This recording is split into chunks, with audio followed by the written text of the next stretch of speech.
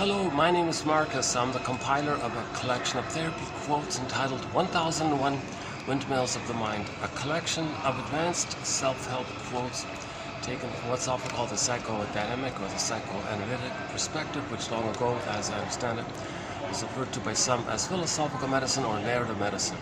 For the love of narrative medicine, once again, to borrow a line from the singer Steve Perry, was a song entitled For the Love of Strange Medicine. And we've posted now over 10,000 of these strange quotes. This fancy jargon, psychodynamic or psychoanalytic, it simply means something to help you be more aware of yourself. That's it. That's it. So if the quote or play or literature or poem, and if it helps you to be more aware of yourself, whereby after you finish reading the quote or book or whatever, you feel like you know yourself more, then it's considered psychodynamic, psychoanalytic, making the unconscious conscious. Most the theory about here is that the most of our authentic self, like most of who we really are, it didn't develop due to arrested development, stunted development, developmental arrest, where the child didn't get his needs met. In a panic, he froze up his development to deal with the pain of what happened to him. And this video, I'm kind of having a bit of an off day today, so I won't do my usual kind of full introduction that I'd like to do. So if you randomly click any of the other videos, chances are you'll find a 1 to 2 hour overview of some of the core kind of theories as I understand it up to this point. So we discussed the stingers and the clingers and identification with the aggressor, repetition, compulsion, transference, and there's a wealth of material in that basic kind of area. It takes 2 hours to just cover the basics. Today I'm going to kind of skip it. So we'll be doing a TQ 2810 in this batch here. So this is part 10 of 14 on the work of Miss Elan Golem, from her 2 books, Trapped in the Mirror and Unloved Again. So back to my understanding of this fancy term, psychoanalytic. My goodness, so Robert Bly says, forgive psychology for its jargon. Please forgive it, the jargon is kept to a minimum. I'm not a shrink or a professor, so keep, my disclaimer, I'm not a counselor or anything like that. I have a BA, that's about it, and I'm the compiler of the quotes, so the quotes are going to be clear and informative and helpful, with the hope being that 1 out of 10 will be of interest to anybody in the second half of life. Okay, so basically it's for people over 40 or over 35, or that point you recognize that you're missing your authentic self, which got fixated in its development, meaning it's not a part of you. Your authentic self is missing, it's frozen, it turned to stone, metaphor, exiled, morphed into a swan, flew away. And myths and fairy tales describe this. Myths and fairy tales are metaphors for psychological trauma. So the most current, we're currently discussing a little bit about the Maiden King by the famous Russian fairy tale called The Maiden Tsar. In English, it's The Maiden King, as told by Robert Bly and Merriam Woodman in their excellent book called The Maiden King. That's an excellent book. So the whole book is dedicated just to interpreting that one fairy tale. Can you believe it? It's a short, little, simple fairy tale, and it takes a massive book. And so we've discussed a little bit about it already, and we'll update it as we go along. But we've discussed numerous myths and fairy tales throughout. The Odyssey, okay, White Bear King Balamon, and Iron John, of course, and Faithful John, and the Piper of Hamelin. We did the Wizard of Oz, of course, and so many others. Oh, Rapunzel was another key one done recently. I'm in a public hotel lobby, so there'll be the usual distractions here and there. Okay, so yeah, back to the idea of a quote being or a quote or a play or a novel or whatever. So when they say literature, it branches off into what's called escapist literature. Okay, that means it just wants to get you away from your daily life, engage in some fantasy, so you escape from your life. It doesn't help you to know yourself. So there's a typical set kind of patterns they do: rescue fantasy, revenge fantasy, I guess, like soap opera kind of stuff. Just something to get you away from your life, and there's no effort to make the reader aware. There's no desire by the author, and the author doesn't know himself. There's no effort, analytic effort, so to speak, by the author to make you aware of yourself in the process of reading it. So that it'll work like that. They forget that. Just escape. Just escape. So most literature is sort of escapism, right? But the second branch is called interpretive. Interpretive literature. See, that's where the author is a bit of a shrink in a way, because he wants to help the reader be a better person and know himself more. Where the escapist stuff, they don't understand that, they don't care about that, they want to make money. What do people want? Oh, they want to fantasize it. They want to fantasize romance, or they want to fantasize getting back at their mother or something, but they don't use the word mother, they'll pick someone else or something. Like Burglar says, a lot of these crime stories, murder mystery and all that, it's escapism. But nowhere in these novels does the author help the reader touch how they feel like a criminal. Like they feel they did something wrong as a baby. They don't touch that. Okay? The baby thinks he did something wrong, that he's guilty, right? When the baby's in pain, he thinks he's being punished. That means he's guilty, he did something wrong. A lot of babies want to save their mother, cure their mother, heal their mother. They fail in that task, they feel guilty like that.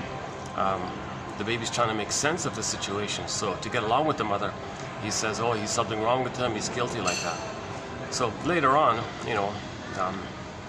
this is reflected outwardly, as above, so below. The outer is a reflection of the inner state. Okay, so the drugstore novel guy, whatever, he's not aware of this really, or doesn't care, whatever. He just picked up the formula. Oh, people are interested in crime stories, where someone committed a crime and you're a detective and you try to solve the crime. It's all outer. It's all externalized. It's all outer. So the author is not letting you know that that's a mirror that you feel as a baby. You felt and still feel as a person with those memories, that you as a baby, and you carry those life feelings, that somehow you're guilty. You did something wrong. You dissatisfied the parent. You displeased them. You disappointed them. You weren't what they wanted. Okay, and you felt guilty like this. And you were enraged. And you were, obviously the baby was enraged like that. So the baby felt very enraged by this betrayal, and you want to get back. So the fantasy is, oh, some guy did this bad thing, and let's solve the crime. Like, it's all outer.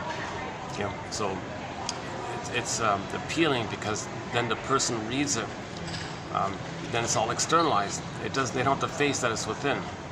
That's escapism kind of thing, right? Versus literature where the author is trying to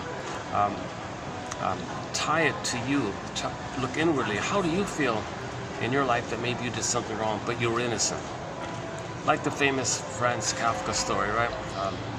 Called The Trial. Some guy's told he's guilty, and the guy says, oh, of what? And, oh, hi there. Doing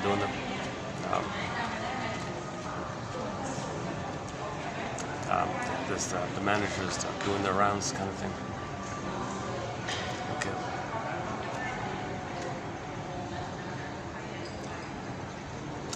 Okay, so in the Franz Kafka story, The Trial, right? So a simple story, one guy's told he's guilty, oh, of what? And they say, well, you gotta come to the office and visit this room or something. And they're out till, and he does this, so they're out to lunch, they don't tell him. So he's worried, what's he guilty of? No one's giving him any clear details about what it is. So he has to come back another day, another department, oh, they're on holiday, wrong person, wrong floor, I think renovation, come back. He's being bounced around through this maze of bureaucracy, and no one will tell him what he's guilty of.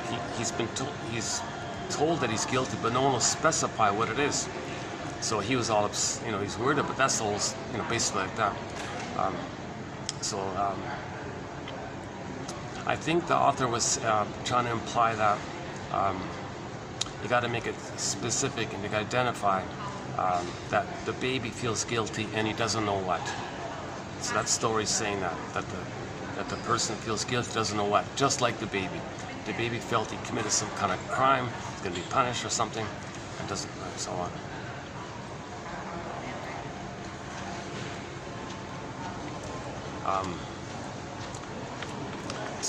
Maybe a better example is the Peer Gynt story, so by Ibsen. So Ibsen's got the famous Peer Gynt story, where Peer Gynt has a narcissistic personality pattern, and he always says he's got to be true to his fake self, true to his false self, true to his neurotic self, his narcissistic self.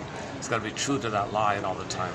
So in narcissism, a person didn't get the oneness of the mother. In the beginning, all babies think they're kings and gods. They're on the throne like that, called narcissism. And you didn't get enough love to get out of it. So he wants, so he's going to be greedy like that, and entitled. It's all about him. He's the center, uses people, doesn't have feelings or empathy for others, doesn't even for himself really. He's in this panic of a sense of entitlement, that he's the center, it's all about him, okay, because the baby, it's one with the mother, and it is all about the baby, and the baby thinks the breast belongs to him.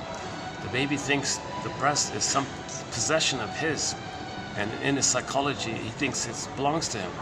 So it's one like that, and if that's failed, they go through life looking for that glory. Where's that breast, basically, symbolic breast.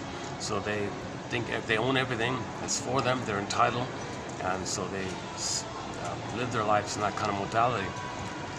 Meanwhile, their soul is frozen, exiled into the forest, the unconscious like symbol. The forest is symbol for the unconscious, and the soul of the person is Solvik, like echo, a narcissist. And Solvik turned to a statue, and you heard the echo from the forest like that. Okay, meaning the feeling self, the embodiment, the sense of self, your home within, your beingness, your yin, your shakti, your feminine element, the feminine principle, the maiden king. That phrase, the maiden king, that's your feelings, and that's the center, that's the leader. Okay, that's your soul like that. When your feelings lead, maiden king, feelings lead.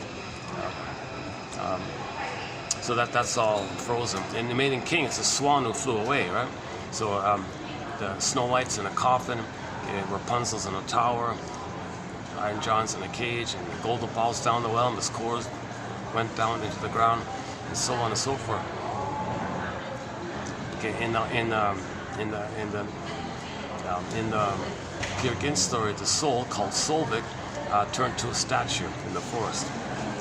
Now he advanced the narcissist myth because at the end of the story, the character Peer Gynt finally he questioned it. You mean to tell me this is all a sham, like all an illusion, that I was looking for a breast? Like my mother was missing, and a good mother was missing, so I was greedy like that, and I was selfish and entitled, and I missed normal relating? You mean I was supposed to have like a person-to-person, feeling, like with warmth and gratitude and relationships, that mutual? I missed all that? Oh my God, why did I miss that? That's because I lost my feelings, my beingness, my embodiment, called Solvik. And then he sees like an echo, he sees like a mirage of Solvik in the distance. Hey Solvik, there you are. Where have you been all my life? She said, are you kidding? You gotta be kidding. I've been here for you the whole time. You pushed me away, kind of thing. So then the story ends, question mark like that, right? So he kind of advanced the narcissist myth, making you aware. The narcissist myth, like the Peer Gynt story, like updated by Ibsen there, is trying to make us psychologically educate the person that narcissists and echo and Peer Gynt and Solvik, they're personifications of inner elements. Okay, they're true on the inside, not on the outside. They're true on the inside. the personification, some psychological dynamics of a traumatized mind belonging to a person. Okay, so a person has a traumatized mind. In that traumatized mind, you have the dynamic of the oneness. Okay, in narcissism, it became the flower. The little white flower gives people an illusionary oneness feeling. Okay, the narcissist's white flower apparently gives people this illusionary oneness feeling. It's all about them and the blissful feeling. Okay, and Pierre again was in the same kind of delusional thing, solipsistic bubble. He lives in his own world, doesn't need anybody, he can do it himself. He thinks he's entitled, he's a god, he's self-deluded, important, infantile, megalomaniac god like this, and didn't care about others because he felt entitled. Didn't get enough love to reach feelings for care for others.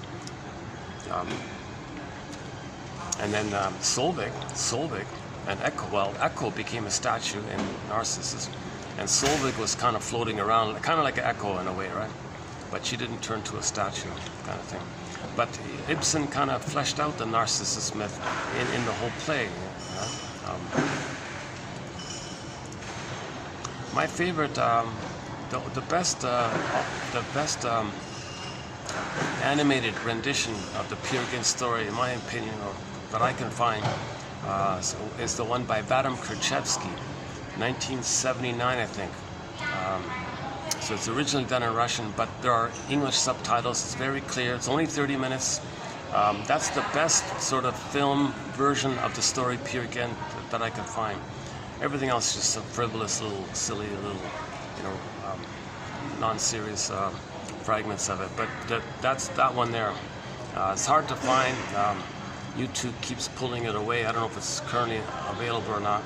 But I remember the director, Vadim Krzyzewski, a famous guy back in the day or something. So in 30 minutes, you can quickly get to the Peer Gynt story. If you can't find it, I recommend reading Karen Horney's material. You'll find it in Karen Horney's books. It's either in Our Inner Conflicts or Neurosis and Human Growth, or one of her essays. I forgot the exact one, but it's easy to find.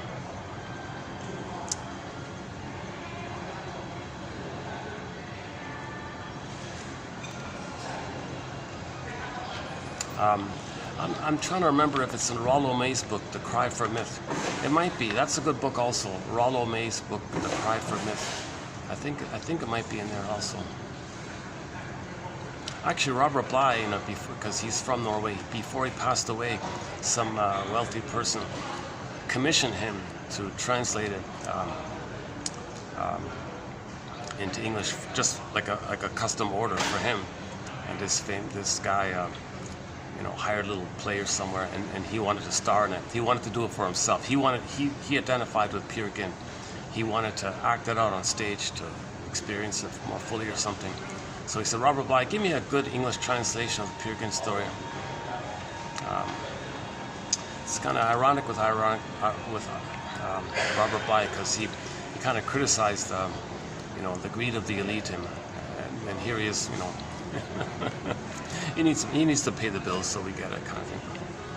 But it wasn't like he didn't publish the thing, and there's no film of the actor who commissioned it on stage. Like, there's just like some notices about it, but there's no actual. You can't see it or read it. So, but Robert Bly kind of talked about the whole Peer Gynt syndrome when he talked about the puer, the eternal youth, the flying boy, doesn't want to grow up, okay, selfish and all that stuff.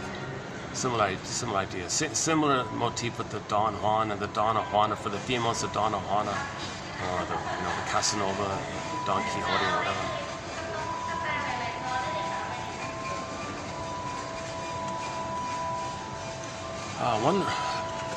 One relief. They've mellowed out the music this time. Hopefully it'll stay like this kind of thing.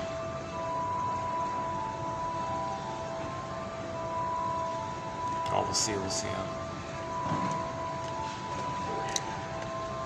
Might be for the Halloween. They just put up all the Halloween decorations, so I gotta see skeletons and giant spiders all over the place here.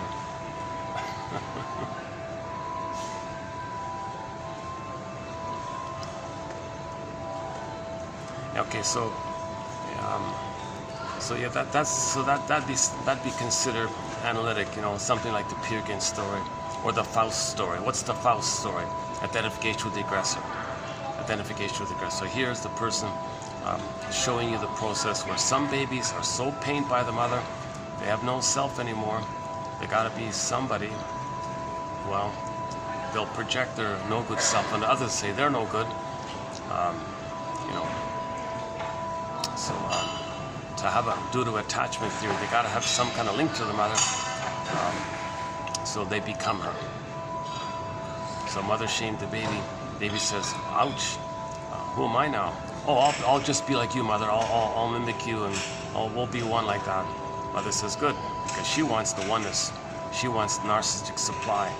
So some mothers hurt the baby to coerce the baby to look to her, search for her love, and she regards that as attention and getting supply.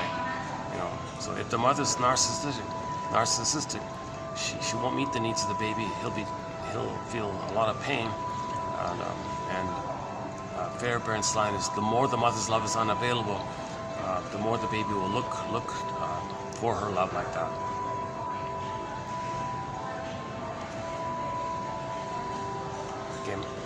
So if the baby's needs aren't being met, because the mother only focuses on her needs, she can't meet the needs for the baby. The baby obviously thinks he's a goner, he's terrified. What's he going to do? Always live with the feeling and memory mother's hurting him? What if he just acts like her and then finds proxies to play him whom he'll hate and shame, to distract him of how he's going to imitate her by shaming himself? This is called identification with the aggressor. So the Faustian deal is like that, right? So the baby makes a deal, right? The baby makes a deal with the mother.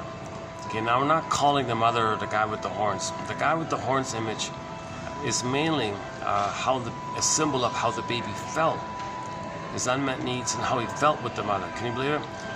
The guy with the horns is just a symbol to represent how the baby felt and in relation to his needs not being met. So the needs are all oral. It's the oral phase, taking in, receiving, and not just food, but mother's reverie, mother's warmth, mother's sweetness, mother's kindness, mother's affection, mother's kind of recognition, mother's attunement, mother's understanding, mother's soothing. Mother hears the baby, understands the baby, recognizes the baby, understands the baby, and the baby takes all that kind of in, not just the food, emotional feeding, psychological receiving, it's kind of incorporating, interjecting, identifying like this. He's got to receive in like that. So it's so-called oral phase, not just food, but the experience of the mother. He's got to record in, internalize like that. Now that wasn't met. It was all rejected. And then he felt enraged by that. Okay, FNN, feelings and needs. So just back up in general, when needs are met, person feels pleasant. When needs are unmet, they feel unpleasant. Simple little link like that. FNN, feelings and needs. So the baby's needs are not met. He's enraged, of course. So rage is an expression of unmet needs, says Mr. Rosenberg in his famous book, NBC, Language of Life, Marshall Rosenberg. Anger is an expression of unmet needs. You can see him on YouTube saying it. That seems to be his main one-liner. That one there. So it's not like a basic thing. It's only there when the baby's hurt. It's not like a natural response or something. It's not a primary thing.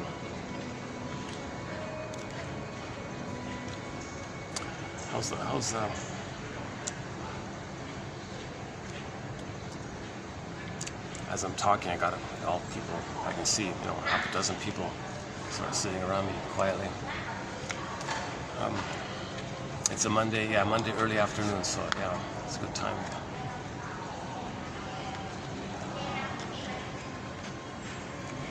Where are we? I was just thinking in my mind, should I announce it? Is it childish to say on the camera that this is a retake? Does it diminish it or does it help? I thought. So I was just debating that. So yeah, now that I mention it, let's just never mind. But I did. Oh boy, I'm really of two minds on this point. So this is take 2. I did take 1 yesterday on Sunday, and it was a good, strong video. I started off slow, but it really picked up towards the end there. I thought, oh, this is a good video after all. So it was almost 4 hours, I thought. And then my silly phone does tricks on me. It sometimes overheats and things shuts down. or the battery just suddenly zoops down like that. It does these tricks on me. So I lost that video. It's a pity because I was in an enclosed room at another venue, which I luckily got. Jeepers,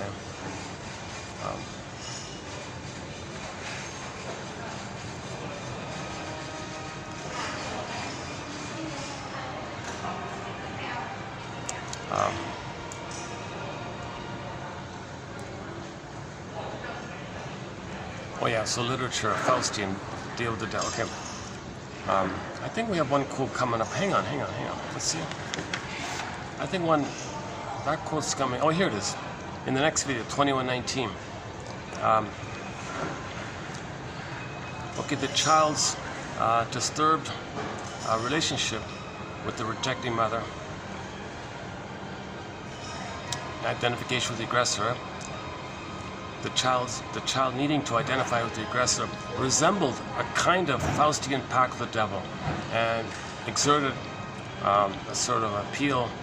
There was a real promise and appeal for the baby, because it promises that if you're the aggressor, baby, if you're gonna mimic me, baby, then you're the aggressor. You do the harm, so you won't be the victim, right?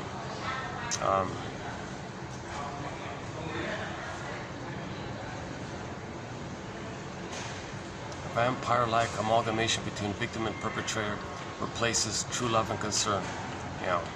So there's obviously the mother didn't offer true love and concern. So this is a vampire-like amalgamation. So this is a fusional thing. I think he's like a fusional thing. So vampire-like amalgamation. The guy with the horns. Okay, so the image of a vampire or the guy with the horns, that's code for how the baby felt in relation to the mother who's hurting him. He creates a picture like that. It could be any scary entity, the Cyclops, the Boar Queen. Okay, so the Witch Wonimi image, okay, or the guy with the horns. Okay, so the commonality are those 2 points. The baby's enraged, okay, and the rage is related to his unmet need to receive. So the baby wasn't greedy in the beginning. He had an basic oral need, they call it, but it ended up with greed, insatiable. Now there's a hole there, which is greed. Nothing can do it. So he takes those traits of his, rage and oral greed, in relation to the mother. So the mother's like a breast or something, right? And then puts it together. Poof, poof. You got some wild image in there, and that's his link to the mother. That's his understanding of the mother.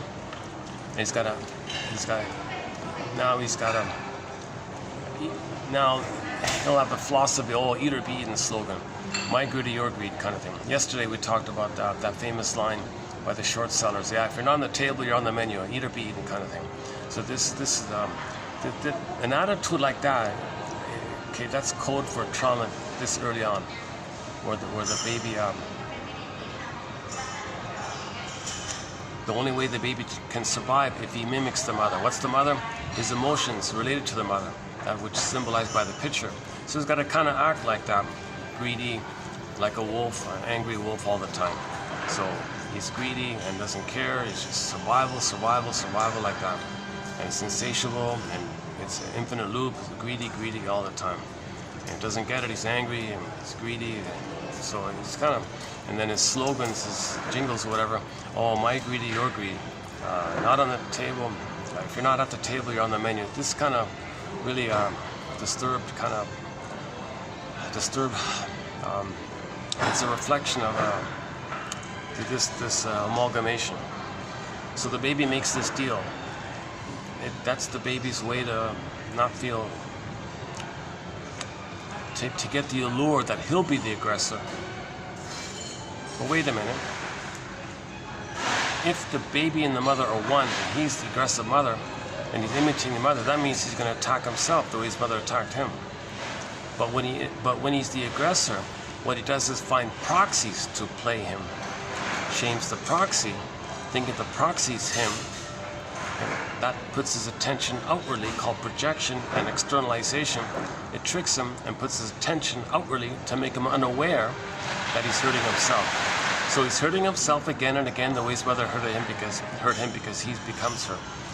But the trick is, he finds proxies to stand in for him, and he thinks the other is him, and he hurts them.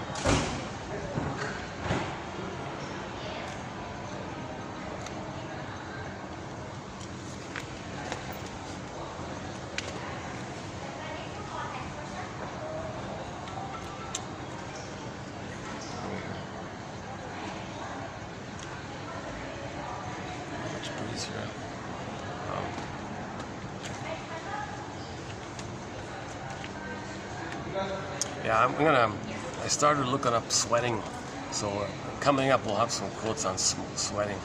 Jesus. Classic sign of anxiety, they say, but there could be more to it. One guy, Frenzy, thinks if a person sweats a little bit too much, it's to compensate for the kidneys not doing its job or something. I don't know about that. That's like 100 years ago, so I don't know. And then I'm not a doctor, so I'm kind of curious about it now. Usually it's just to homeostasis for your body temperature, right? If it's too hot outside, you'll sweat. To keep it, if it's too cold, you'll shake to warm up or whatever. So, but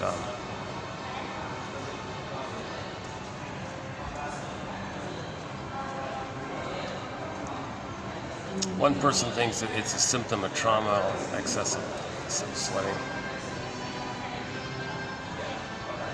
Okay, let's finish up this point of identification. It's sort of a key point. So Sandra, back to Frenzy, that's his phrase, identification with the aggressor. Yep.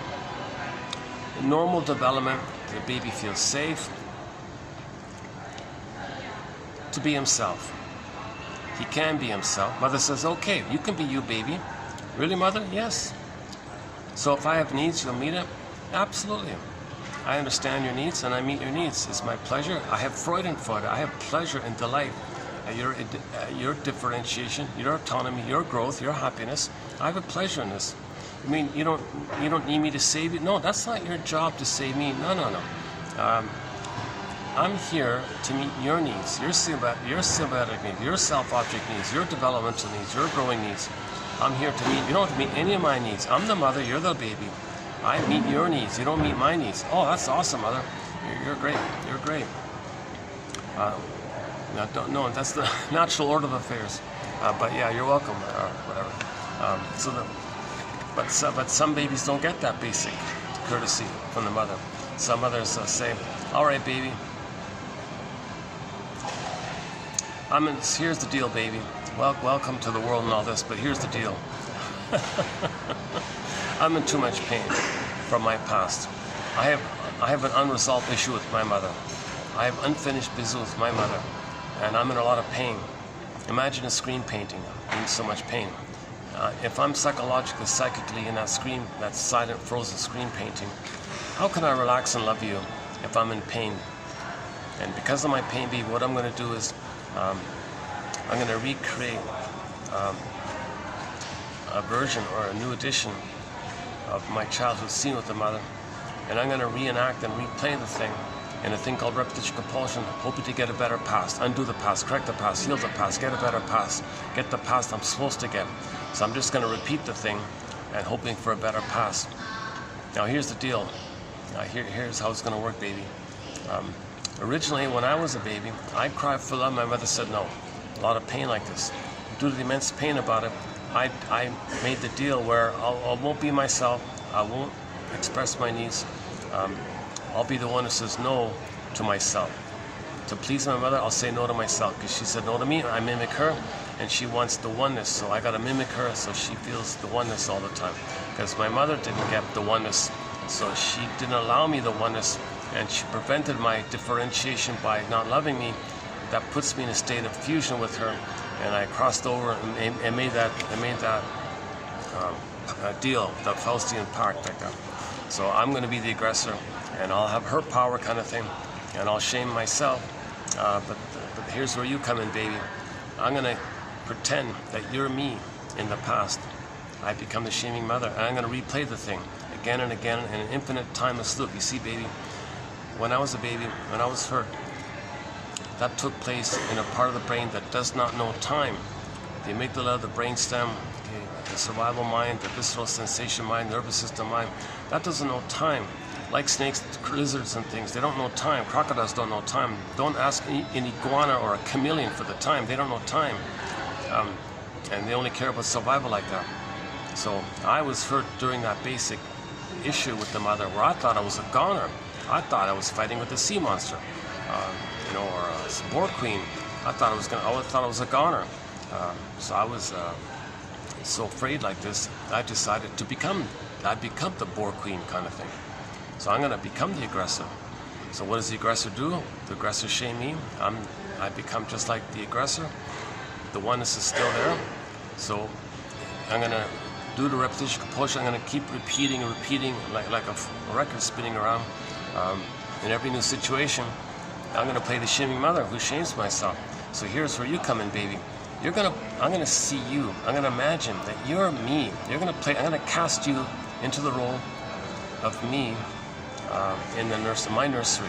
And I play the shaming mother. I got the power of the mother. I'm going to say no to me. Now you're going to play me. So that's how I deal with not feeling the pain of me shaming myself the way my mother shamed me.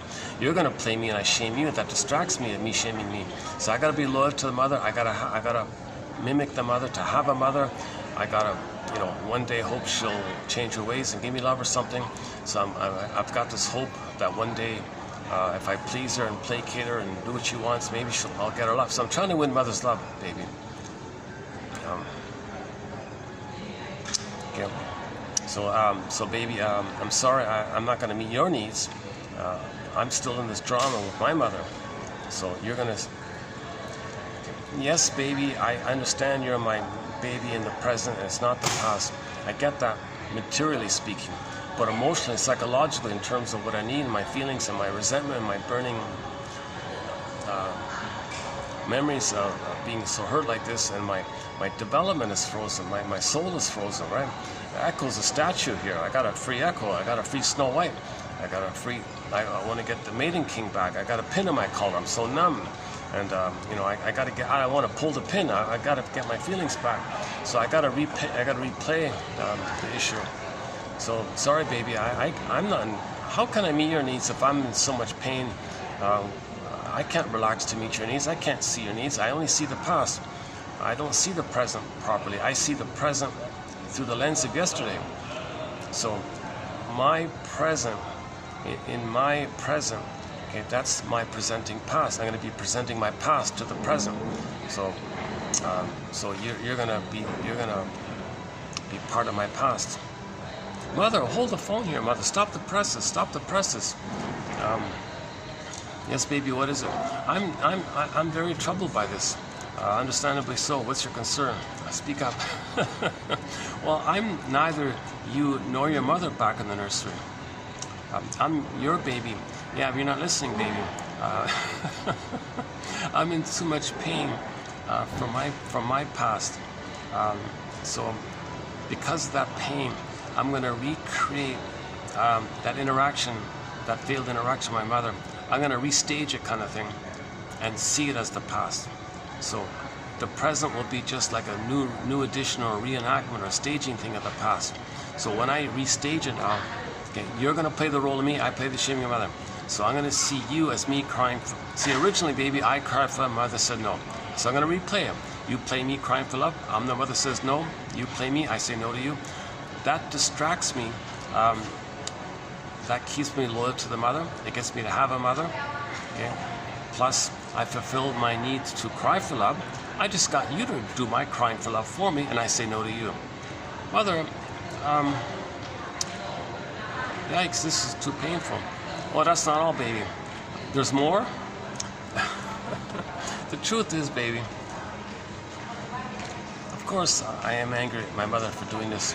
So after you play me and I play the mother and I shame you the way my mother shamed me, I'm going to do Alice in Wonderland thinking, hocus pocus, shape-shifting thinking, okay, up is down, left is right thinking. While I'm shaming you, I'm going to believe that you're my mother who's hurting me, and I'm gonna play myself. I'm gonna play my own self side in the original place I was in, where I was angry at my mother, where I had the fantasy I wanted to control the mother, devour the mother, possess the mother, this hungry wolf feeling. So I'm gonna be angry at you, baby. I'm gonna fight with you, thinking you're my mother. So mother, let me see if I get this straight. First, I gotta play you, and then I'm like a moment later, instantly, I gotta play your mother who hurt you. Yeah, that's the way it's gonna work. I'm fighting my mother. I've got this unresolved issue with my mother. Geez, mother,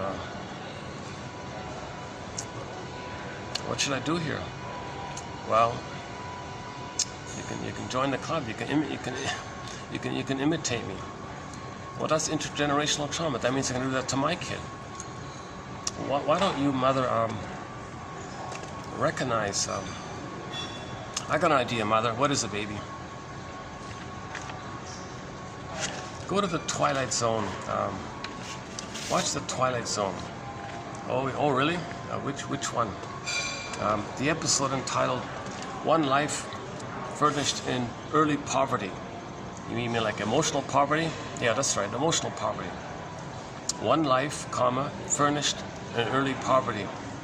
Is that the first reboot? Yeah, I think it's the first reboot, 1985 one. Okay.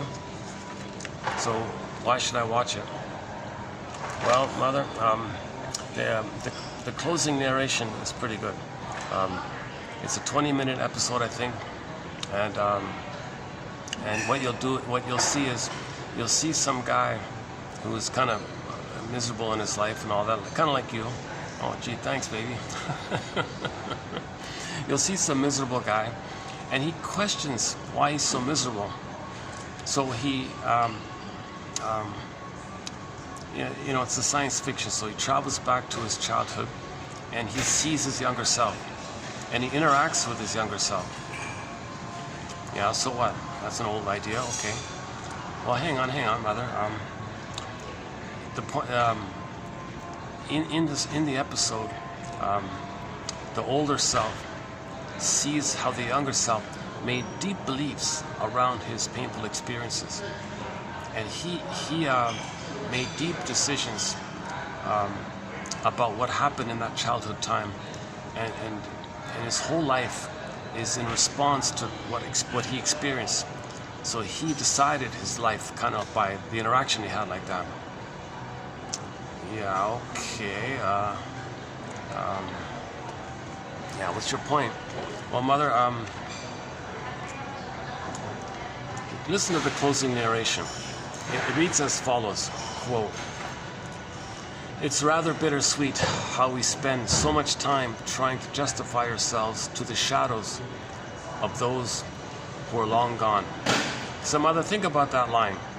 It's rather bittersweet how we spend so much time trying to justify ourselves to the shadows. Hear that word, mother? Shadows. Shadows. Shadows of those who are long gone. You see, mother?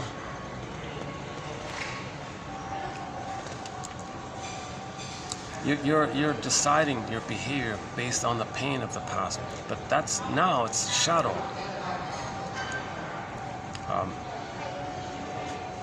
It's like a memory here. Mother, you're not in the nursery. You're in the present now.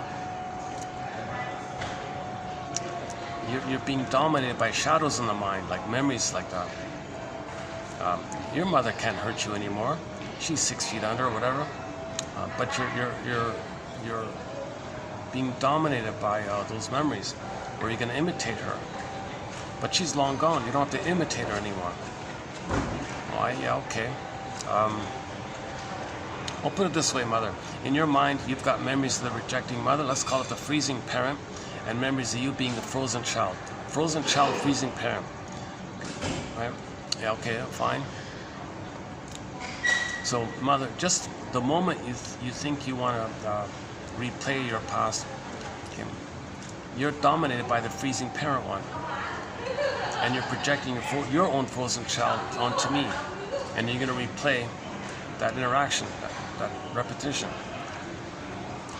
Why don't you say to yourself, hold the phone and identify which construct in your mind is like a puppet master taking you over, and your adult mind is missing. That means you're living in the past or repeating the past. Identify freezing parent, frozen child. Freezing parent, frozen child. That's right, mother. And in your mind, you got these two constructs where your mother froze your soul, and your soul became frozen. Two sort of sets like that.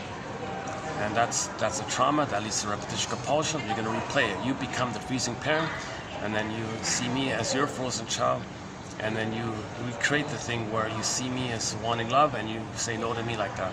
So before you do all that, before you repeat all that, can you pause a little bit, put a comma, and wait a minute and identify which construct is taking over. Then say to yourself, these are shadows of the past. These are relics of the past, ancient history, dead cargo from the Twilight Zone.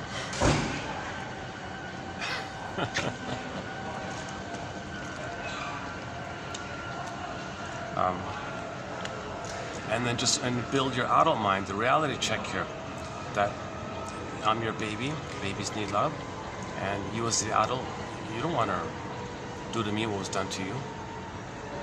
Yeah, okay, baby, fair enough, maybe I can practice that. Was there anything else about that closing narration? Yeah, let's finish it. Quote, it's rather bittersweet how we spend so much time trying to justify ourselves to the shadows of those who are long gone. And even if they were alive, would they recall what they had said and done that made you spend the rest of your life proving yourself? And if you could go back, mother, if you could go back, and if you could go back, wouldn't you learn that you were always the master of your fate? And mother, if you learned that great truth, wouldn't it free you of the useless burden? Dead cargo, mother. Shadows. Oh, hold on a second. Oh.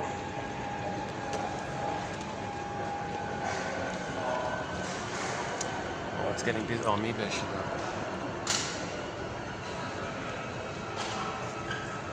It's okay. All right. Hold on a second.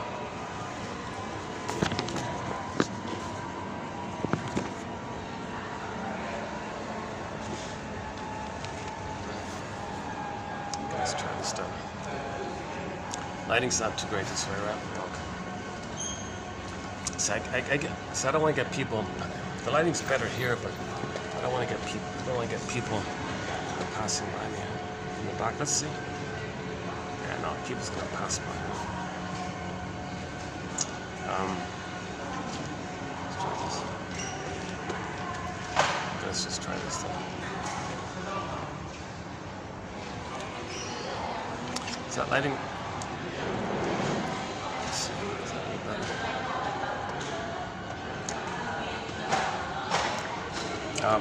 Hey baby, can you read that quote again? This is, I didn't get it. I didn't quite get it. Sure, mother. Here we go. It's from the episode, the Twilight Zone episode, One Life Furnished in Early Poverty, as follows. Here's the closing narration, mother. Got a pen and paper? Yes, I do, baby. Go ahead. Quote. Mother, you got the pen? It's working? Yeah? Okay, here we go. It's rather bittersweet how we spend so much time trying to justify ourselves to the shadows of those who are long gone. Yeah, hold up, baby. So I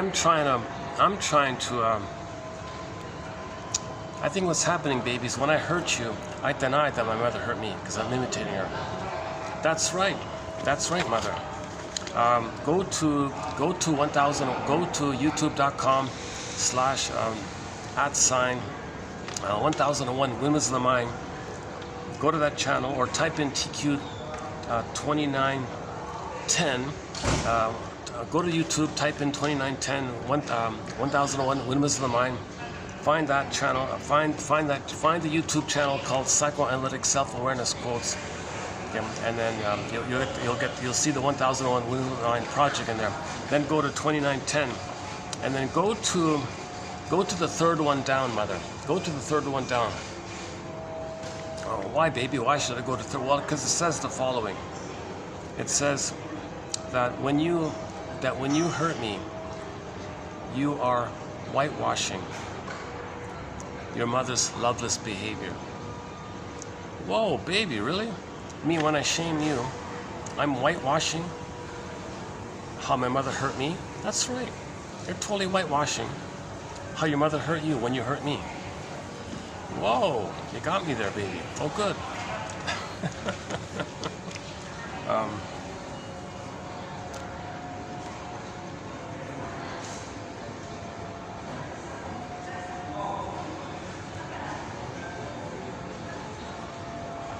Another thing you should do, mother, is on the same page, 2910, go to the 9th one down.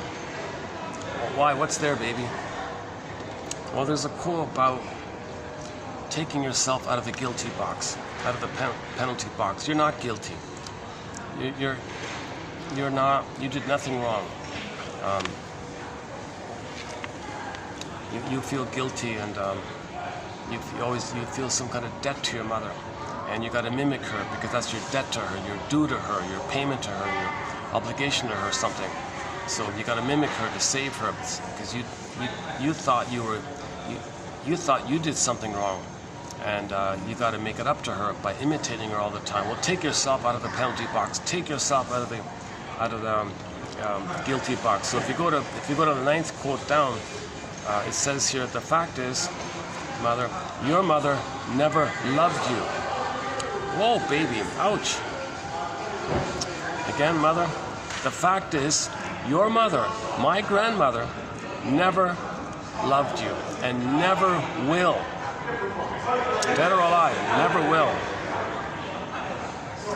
Now, mother, important point here is their lack of love, their impairment, their inability or incapacity to love you, okay, that's not your fault. So take yourself out of the guilty box. Okay, baby, that's very interesting. So that's 2910. That's right. Go to 2910 and read the 3rd one and the 9th one. See, yesterday in the take 1, I was talking about this too a fair bit. That's why it's fresh on my mind. Fresh on my mind. Okay, now, so let's finish up. So, mother, you got the pen still working? Yeah, it's still working. Let's finish up the Twilight Zone quote. Baby, before I forget, sorry, mother, before I forget, that Twilight Zone quote's going to be coming up on TQ20.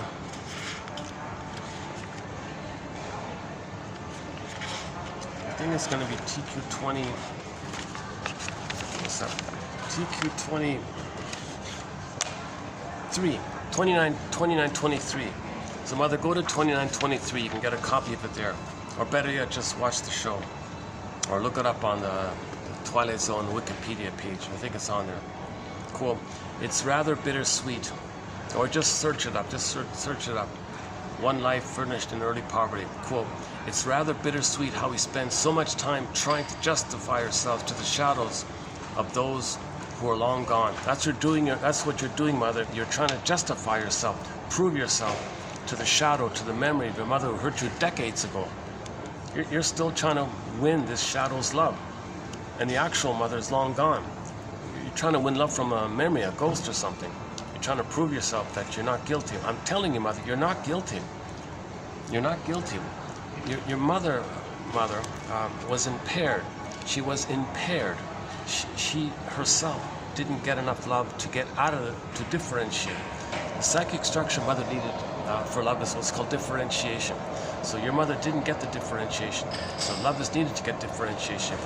Your mother didn't get... Oh, lifting the curtain.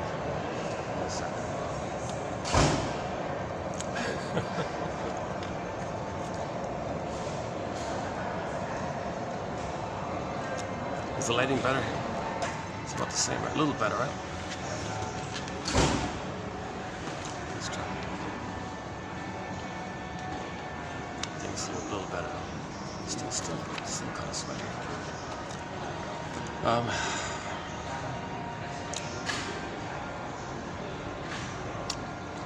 That's quite a thing you're telling me. That's quite a thing you're telling me, baby. that my mother didn't love me? That's right, mother. It's the greatest hurt of all. Your mother didn't love you. She was impaired.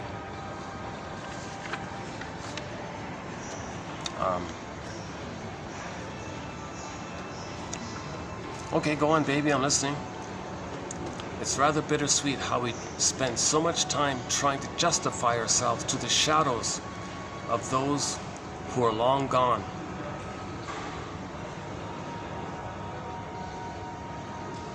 And remember, mother, if you aren't doing it, you're whitewashing her behavior. You're denying that she hurt you.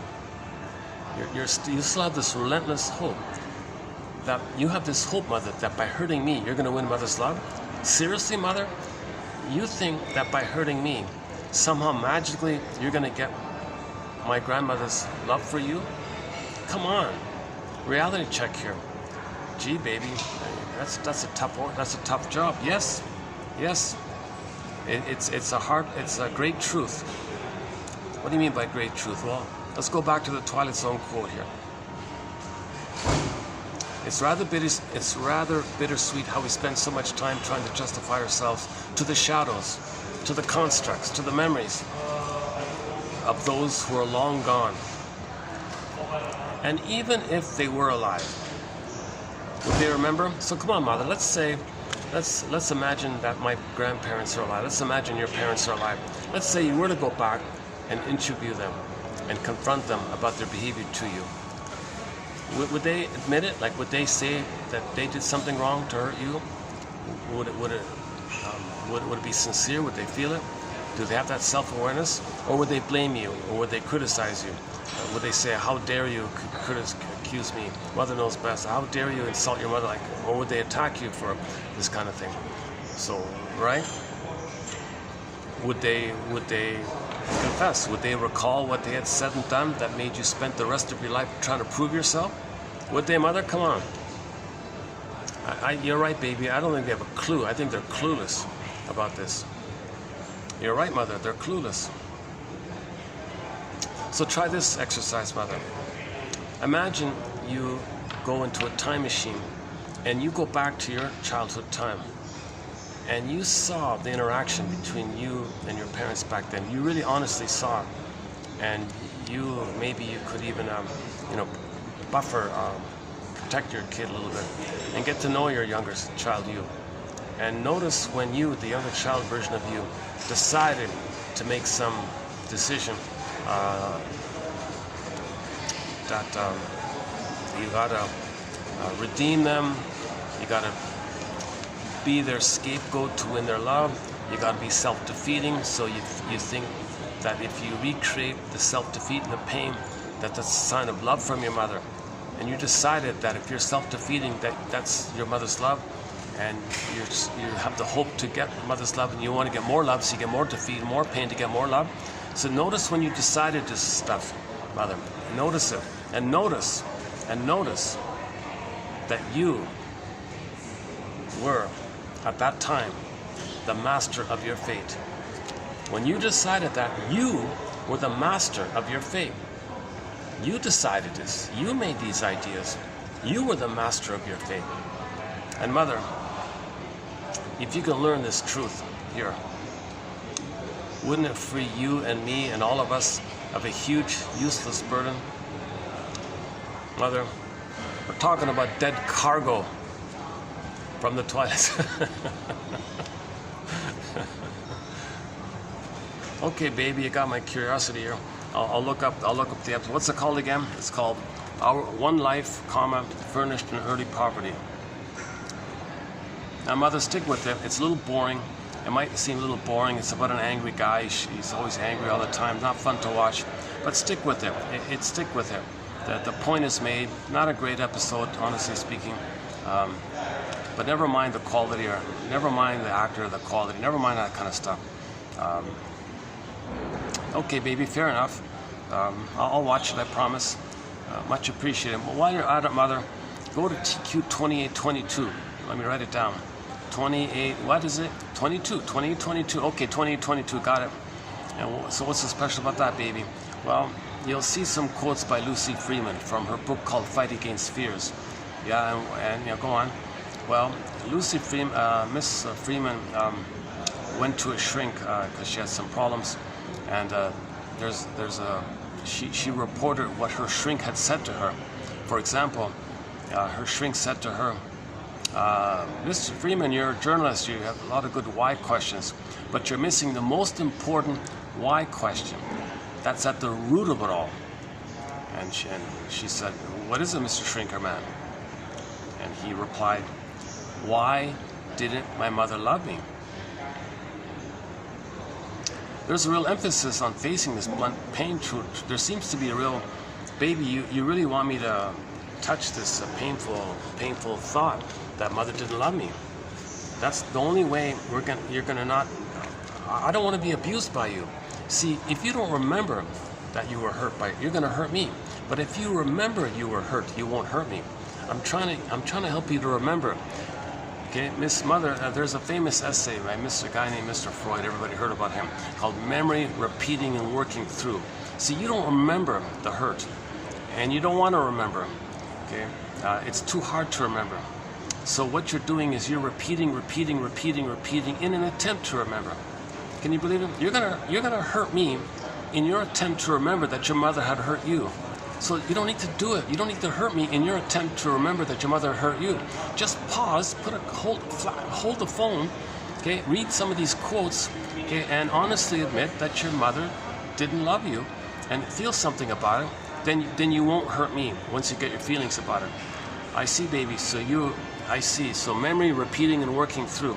So baby, you're saying that if I shame you the way my mother shamed me, I'm doing it, it's my attempt to learn and remember that my mother shamed me. And if I don't get the lesson, I'm going to keep on repeating until I do. That, now you're getting somewhere, mother. I see, okay.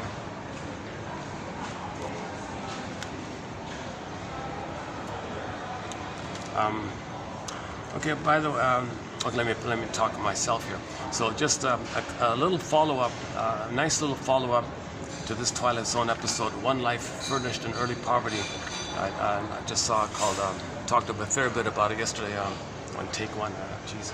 Okay, a good little follow-up to this one, a fun and like a more well-done episode is called Memphis.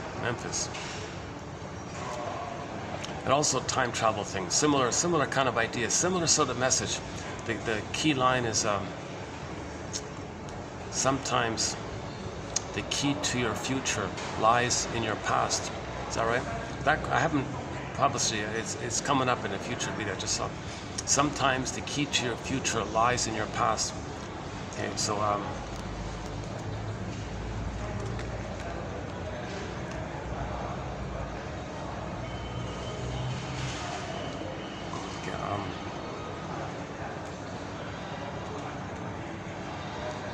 there's a different mood around here with all the Halloween decorations.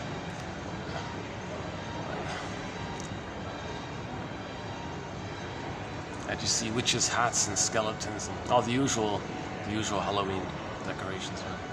I'm pretty sure this music is in correspondence to it. Okay, never mind. Okay, yeah. So a good follow-up to this Twilight Zone episode. A good follow-up, in my opinion, would be the one called Memphis, where I don't want to fully wreck it for you, but so spoiler alert. So one guy is told he's got his future isn't bright. He's got a problem with his future. So I won't fill in all the details. So he's got a problem with the future.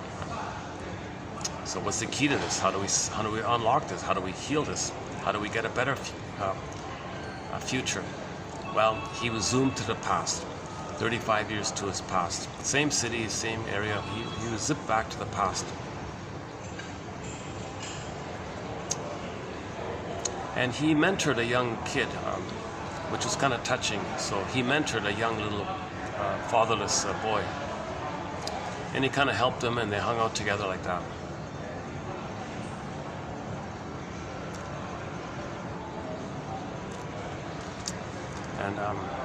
And at one point, the mentor saved the little boy's life.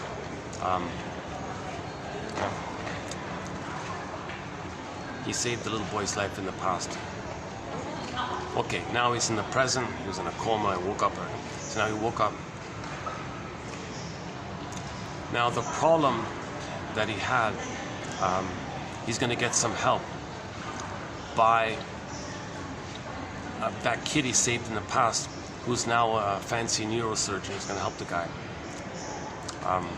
Yeah, I didn't say it too well. Yeah, kind of wrecked it. Yeah, I kind of wrecked it, didn't I? Yeah, I spoiled it. Yeah, sorry, I spoiled it. Okay, let's redo it. So the main guy, yeah, he's got some brain thing or something, right? He's got a few months to live, brain tumor or something like that. No one can help him. No insurance won't cover it. But they said there's some experimental treatment. It costs him millions of dollars. He has no money for it. So he's a goner in a few months. So he enters into some kind of coma about this. Now he's in the time travel thing. Saves a little kid.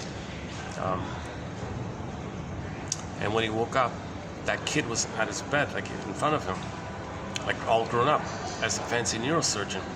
He's there because of what the mentor told him when he was a kid. So back to 35 years ago, him playing the mentor for the kid, he said, "Look, kid, you got these problems with the bullies and all that.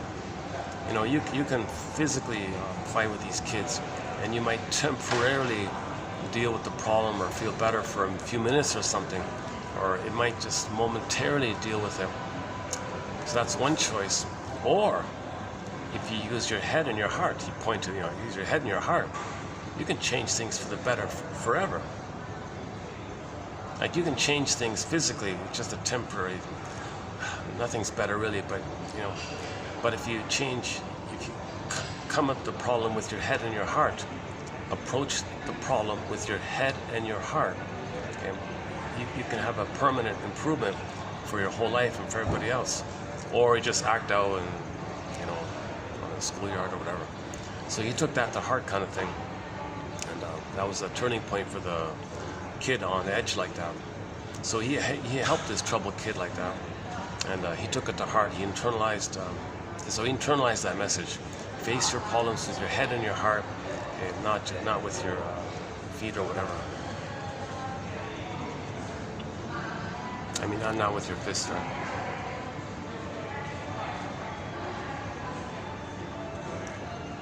In other words, the little kid, having had a father substitute, having had a mentor, someone he looked up to and respected, and that made all the difference, because he had no father, right? And a single mother like that. And during that scene, he whispered to his new friend about what he wants to be when he grows up. Now we don't hear it. He just whispers he wants to be a neurosurgeon, but we don't hear it at the time. He said, he said some encouraging, I forgot what he said. He said some accepting, validating, encouraging things to him like that. Didn't say, "Don't be nonsense, don't be ridiculous." He said something helpful. I forgot what it was. Okay, he wakes up from the coma, and there he is. The kid is grown up as a fancy neurosurgeon who saved his life. Sometimes the key to the future lies in the past. So it's a metaphor, it's just a metaphor. So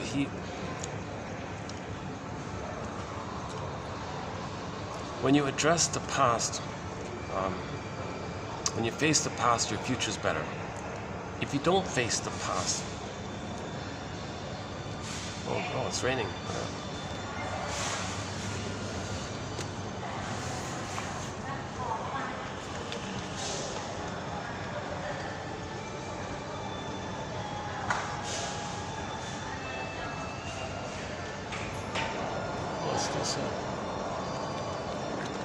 The sun is still up. It's a sun shower. Half cloudy. Can I go here? Oh, let's go back here. Oh, second thought. Let's do this. I got the whole staff inside there.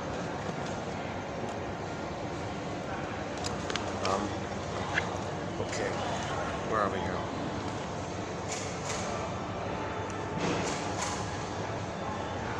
The key to the future lies in your past. So you want a better future, identify this past time where you created these false beliefs, where you created these, you were the master of your fate when you made these beliefs. So you're the master of your fate. We make these beliefs. Can you learn this great truth? Can you learn this great truth? And if you could go back, wouldn't you learn that you were always the master of your fate? And if you learned that great truth, wouldn't it free you of a useless burden? Dead cargo? That's quite a phrase, dead. So these constructs, freezing parent, frozen child, like, wow, that's dead cargo, right? That's a useless burden. But the brain does that. We create these deep memories for our survival, right? And this is all related to the mother's compulsion to get oneness with her baby. The mother wants the baby to serve her, see her, respond to her, never let her feel alone. She'll always feel important, attended to. She wants that attention from the baby. She wants the baby to even know what the mother's thinking and respond like that.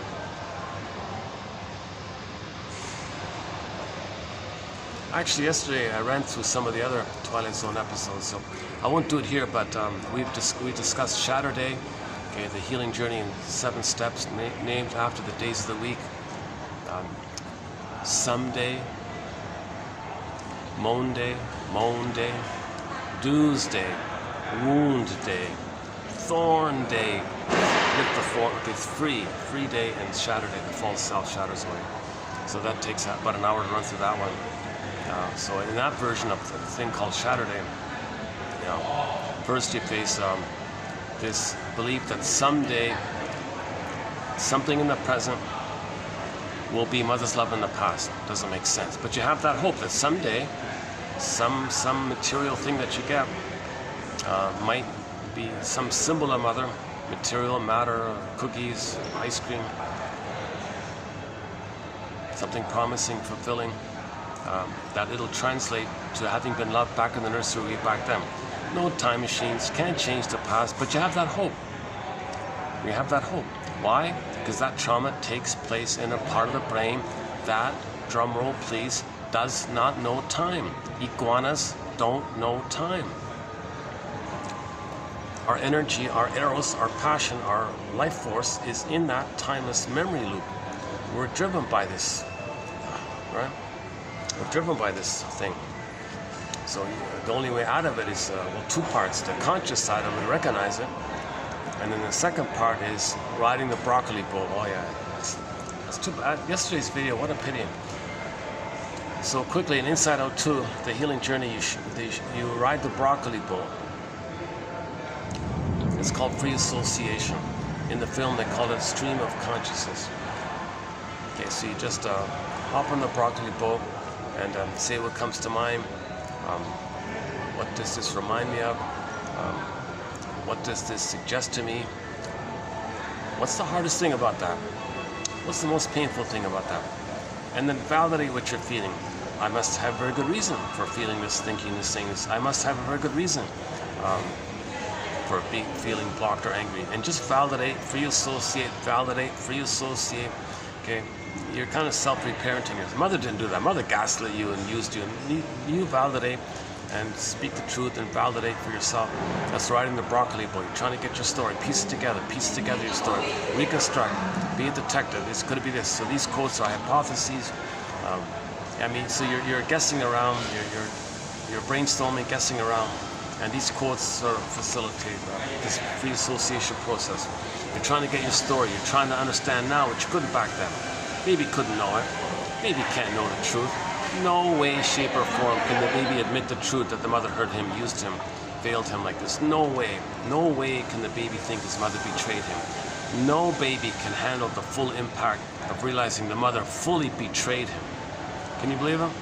A lot of mothers are betraying their babies big time. No baby can know it. No baby can know it.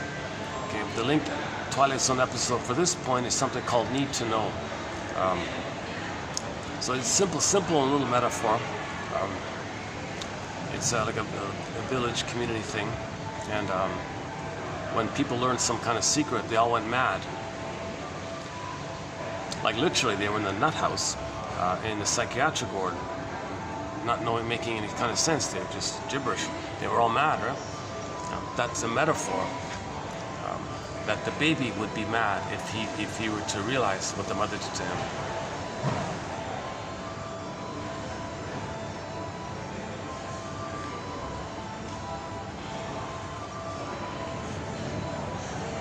Oh my God! In one of the Twilight Zone episodes, they played a song called "Every Time It Rains" by Martin. Something Martin. Charlotte, I think it's Charlotte. Charlotte Martin. Not a bad little song, yeah. I looked it up, yeah. Every Time It Rains. That's very rare for the Twilight Zone to throw in a pop song in the background like that.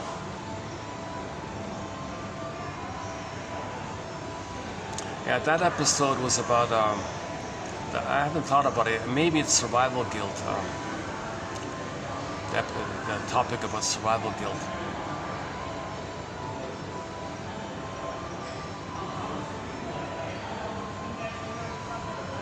Yeah, no, let's keep to save that one.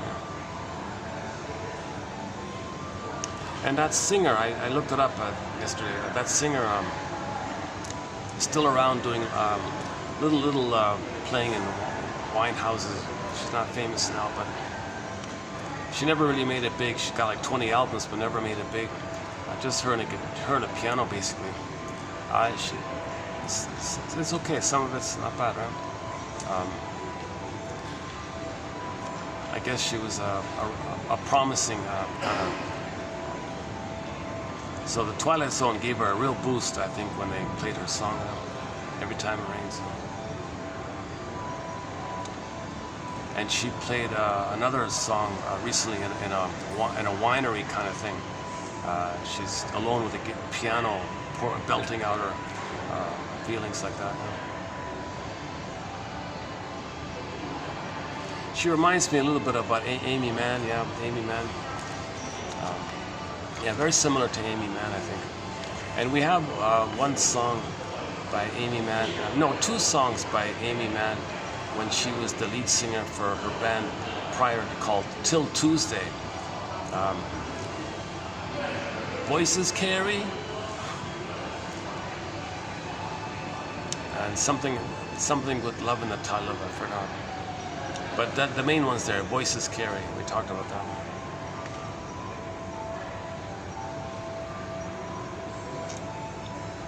I couldn't get into her mental. She has a CD called Mental Illness or something, where she went to the shrink and wrote some songs. I couldn't relate to anything in there really. But we do have 4 songs from Katie Lee on our soundtrack. Those I could relate to. Those are clever. Katie Lee, she has a CD called Songs of Couch and Consultation. 4 great songs on that CD are in our soundtrack. Shrinker Man, Wise Me Up If You Can. Repressed Hostility Blues, I think that's on there. Properly Loved. Yeah, she says that in the song. I was never properly loved. That's my problem. I was never properly loved. That's the problem, right? I'm trying to heal from that. And her big hit is called It Must Be Something Psychological. She says in the song, it's really quite explainable. She says she only likes men who are like the mother. Men who are emotionally unavailable. Men who are narcissistic. She's only attracted to narcissistic men. It's really quite explainable. So you pick up where you left off. You find a copy of your parent and continue that effort. Baby tried to save the narcissistic mother, cure the narcissistic, heal. It didn't work. So you go through life finding psychological copies, people who have the same psychology like your mother, and you're drawn to them because you think the pain with them is the link to the mother, i.e. the pain is the love, and you want to continue your hope. You want to believe that there's a chance to someday convert the narcissistic partner, i.e. win your mother's love in the past. That's back to Saturday. you got to face this someday nonsense. John Off's line is, it's the death of unreal hope. That's the birth of new life. Common motif. When some false belief dies, then it makes it up that a new, healthier belief is going to come up.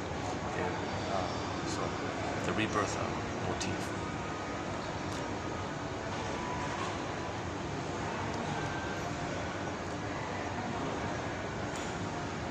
Yeah, it's still raining, huh?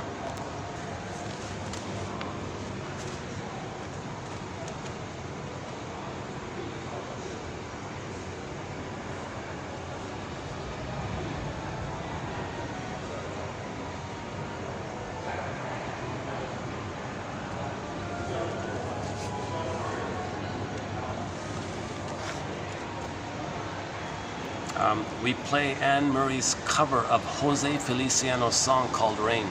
That's on our soundtrack. So Jose Feliciano wrote the song called Rain, but I play Anne Murray's cover of it, which is quite good.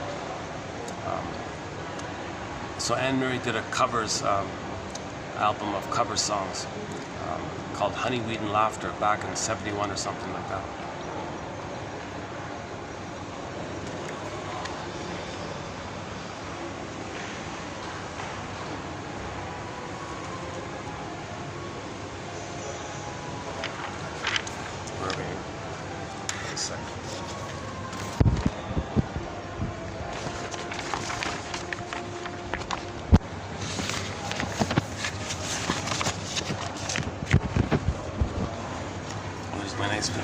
Let's take a break. Here's my nice, I love this new bag. Check out this nice new bag, eh? Look at that. Shirley Temple says, the bluebird of happiness is within, from within.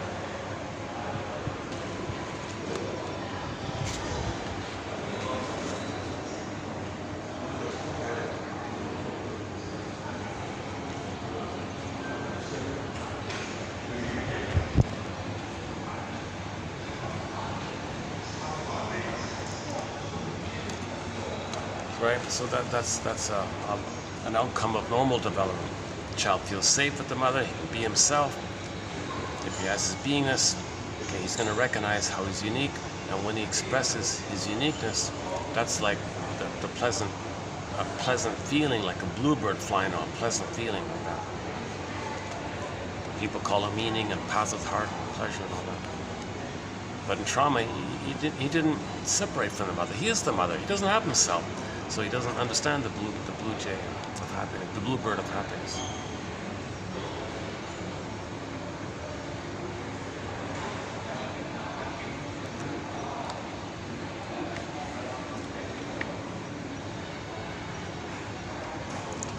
Okay, let's why don't we start in on today's quotes then. This opening is a little different from usual. Yeah, I hope that was okay. I hope that came across okay. Where the baby's trying to shrink his mother before she hurts him. Analyze his mother. Make her conscious. Oh, inside out, sorry, inside out too. So the process is called free association. The image is riding the broccoli bowl. Okay, now when they got to the back of the mind, the more you talk, the more you face the deeper truth that you repressed. Then you saw this mountain of orbs, okay, and then nature will allow them to rush to the front, called the firebird or the phoenix rises. Okay, that's the emotional knowing. So they would ride those orbs, kind of like how in the Maiden Fairy, where Ivan hops on the back of the firebird and rides the firebird up. That's your feelings coming back into your body. Your feelings are coming back to the body, right?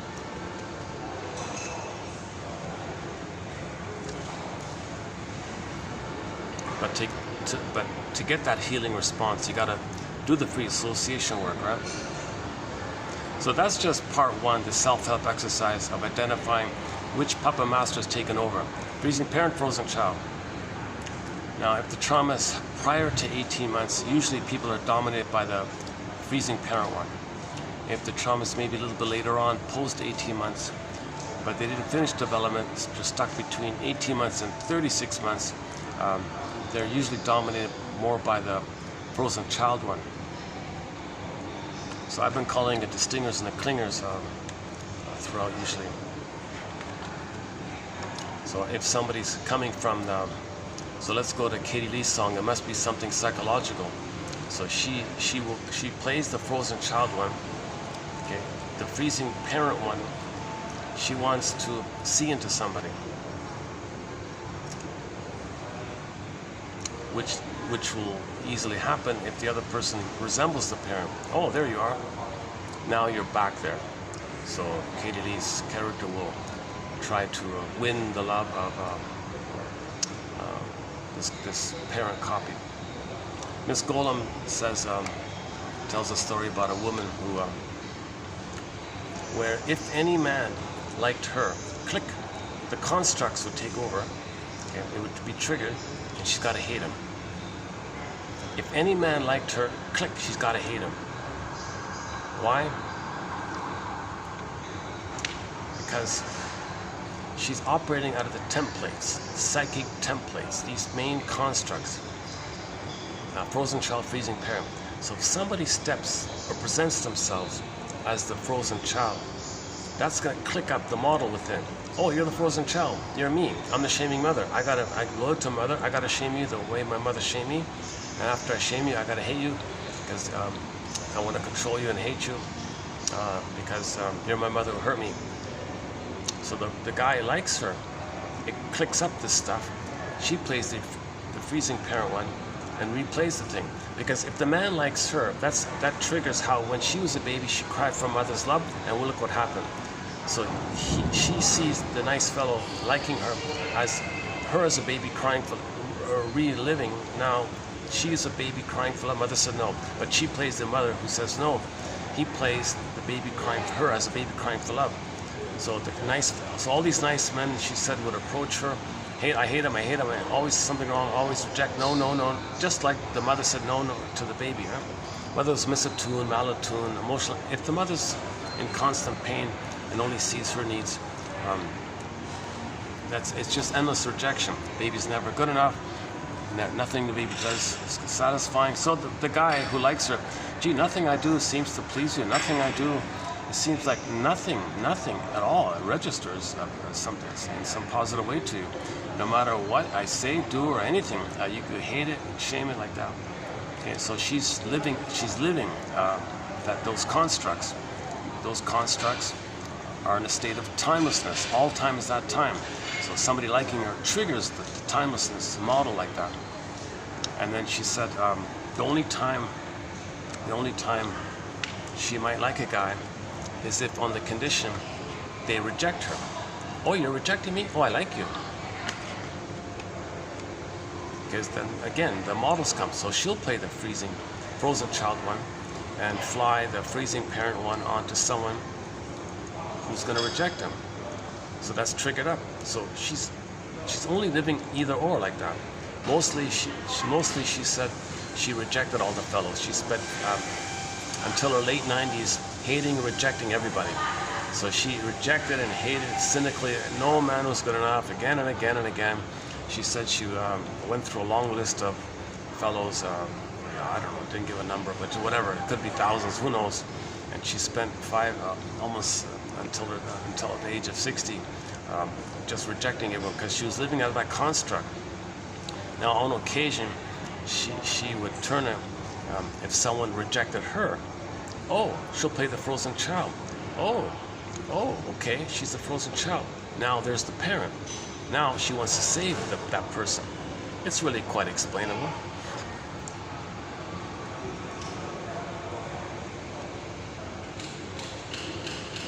And another way of putting it is the baby lays down neurocircuitry with the mother. The interpersonal leads to the intrapsychic. So, and things got frozen, unresolved. If later on somebody reminds you, if later on someone else has the same kind of psychology like your mother, it triggers up the wiring within. Then you transfer, through the repetition compulsion, you transfer the past to the present. The present is called the presenting past. You transfer the past to the present. and you see the present as a new addition of the past.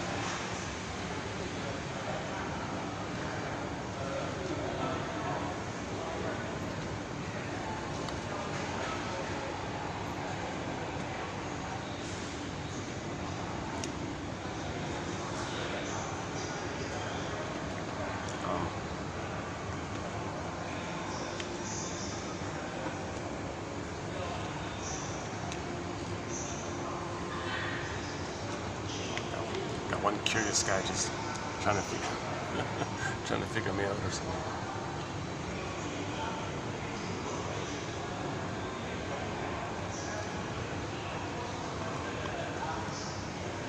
Sometimes these rain showers, it's funny, you never, sometimes they're, well, like everywhere around the world. Yeah,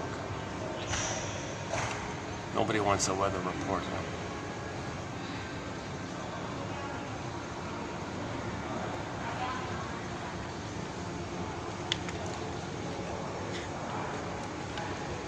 Right, so let's say somebody in the present has the same psychology like your mother.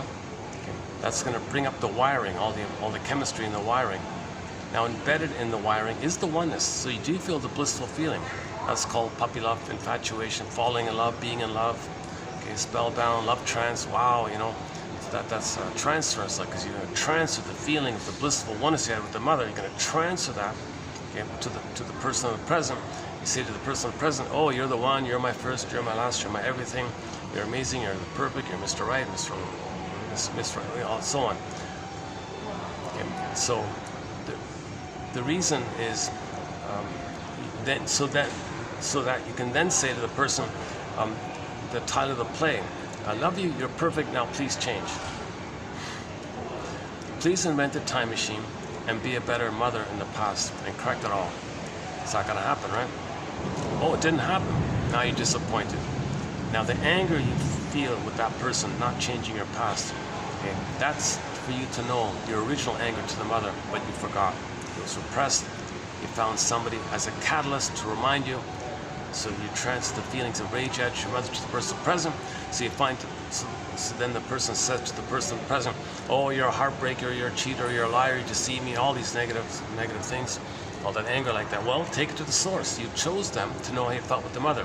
You repeated it to get the story. Memory, repeating, working through. So you repeated a thing to remember. You're trying to remember. Once you remember, you stop repeating. So that's, so you can, in a way, finding somebody who reminds you of the mother, okay, you did that to know how you felt with the mother. So there's no point, you know, blaming the person in the present intensely like that. Take it to the source kind of thing.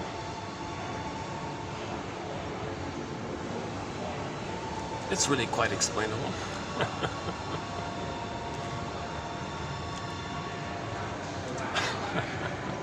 So the song is called It Must Be Something Psychological by Katie Lee. Yeah. So she's got 2 albums, I mentioned already.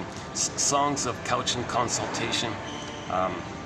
She's got a sequel. It didn't do too well. It's called Life is a Bed of Neuroses. Instead of roses, neurosis. Life is a bed of neuroses. Neuroses, the plural of neurosis. Life is a bed of neuroses instead of life is a bed of roses. We're homo, she's right. We're homo neuroticus. We're homo dysfunctionalicus. Okay, we're homo anxiety-cus. Okay, homo pillage, homo short-sellicus, homo economicus. We're a traumatized version of ourselves. We went from homo sapien sapien to homo sapien trombicus about 2,000 years ago due to the mismanagement of our discoveries. And then we create that trauma, that inner state, and create it and see it reflected outwardly. So then you got all these reflections out there. So we pollute outwardly because our inner state is we were shamed, we felt polluted. So we pollute outwardly as a reflection of our inner state. As above, so below. So what we're doing outwardly, it's to see, externalize, and to know how we feel inwardly. It's invisible here, right? We're trying to know our story. We're trying to know that we felt polluted. So we're pollute. That's a communication. Look, what am I doing? Well, you were polluted by your mother. if the mother shamed the baby, he felt polluted, toxic, stress. She felt polluted like that. So he did, okay, the baby maybe didn't get the proper loving nourishment from the mother, emotional nourishment, let's say. So he wasn't nourished or fed properly or fed improperly, or given the powder stuff, or she used some kind of schedule and it was all disturbed and out of rhythm and all that. Yeah. So what are people doing now? People are destroying the food out there as a reflection that they didn't get the nourishment with the mother. So they're destroying the nourishment in the soil and so on.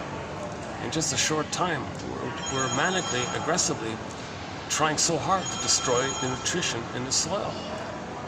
Okay, so all this quote-unquote franken food, meaning nutritionist food, that's a reflection that we didn't get the nutrition with the mother, emotional nutrition.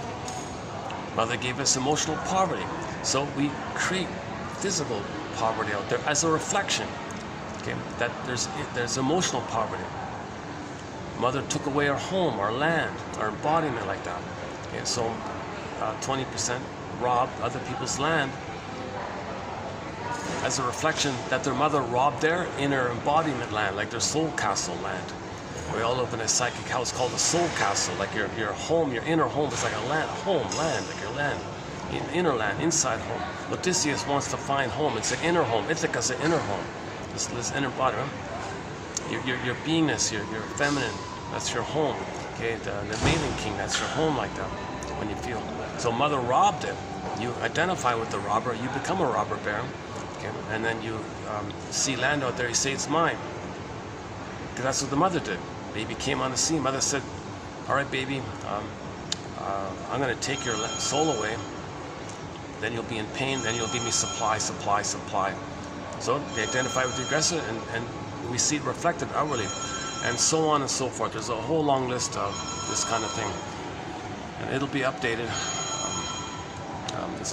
The most recent, about a year ago we did, it's been almost a year since I ran through the list. It's called the 48 Symptoms of Homo Traumicus.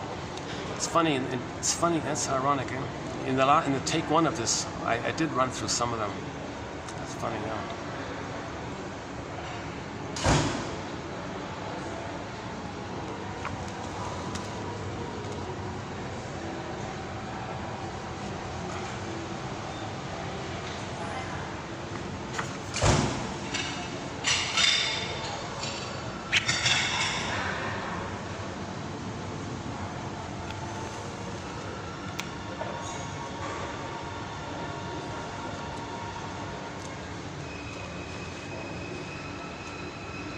Oh yeah, there's a screeching. Yeah, this is Halloween music. Yeah. Okay, I see. This is Halloween kind of music. Jesus. Some of the Twilight Zone episodes have a scary. So I was mentioning yesterday as well. These Twilight Zone episodes, it's not like a continuous series. Each episode is a self-contained play put on TV. These are short stories, speculative fiction. Each episode is a self-contained, independent, intact, self-contained little story. So another episode, it's a whole new story. It could be a comedy, it could be a space thing, science fiction thing. It could be something, a metaphor for something. It could be a romance. It could be there was a comedy one, yeah. Oh yeah, there was a comedy one. A play on sometimes the comedian says that he's married. Oh, take my wife, please. Or something. It's called "Take My Fake Life, Please." There's a play on that. So his,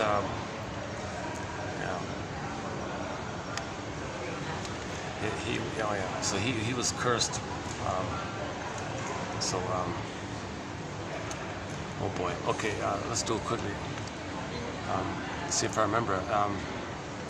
So there's a famous comedian, but he's psychopathic, extremely narcissistic, very cold and greedy and selfish, and doesn't care about others. But he does a comedy.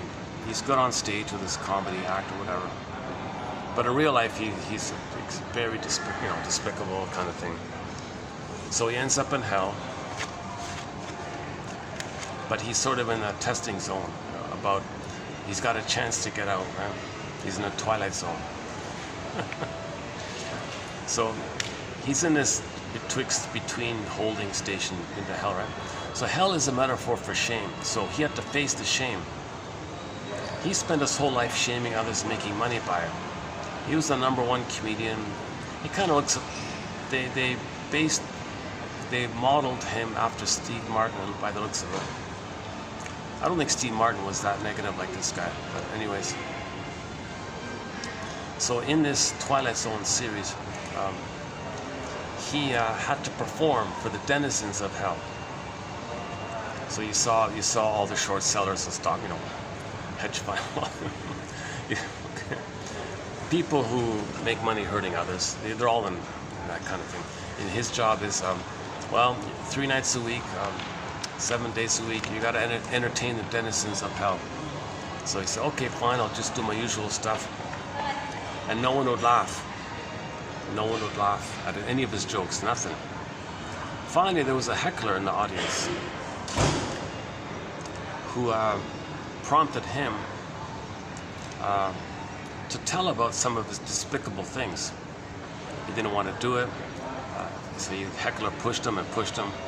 So finally he said, yeah, I did this terrible thing, and everybody laughed. Whoa.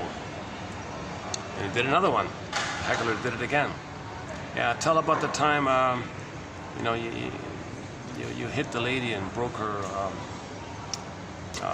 jaw, put her in the hospital like that.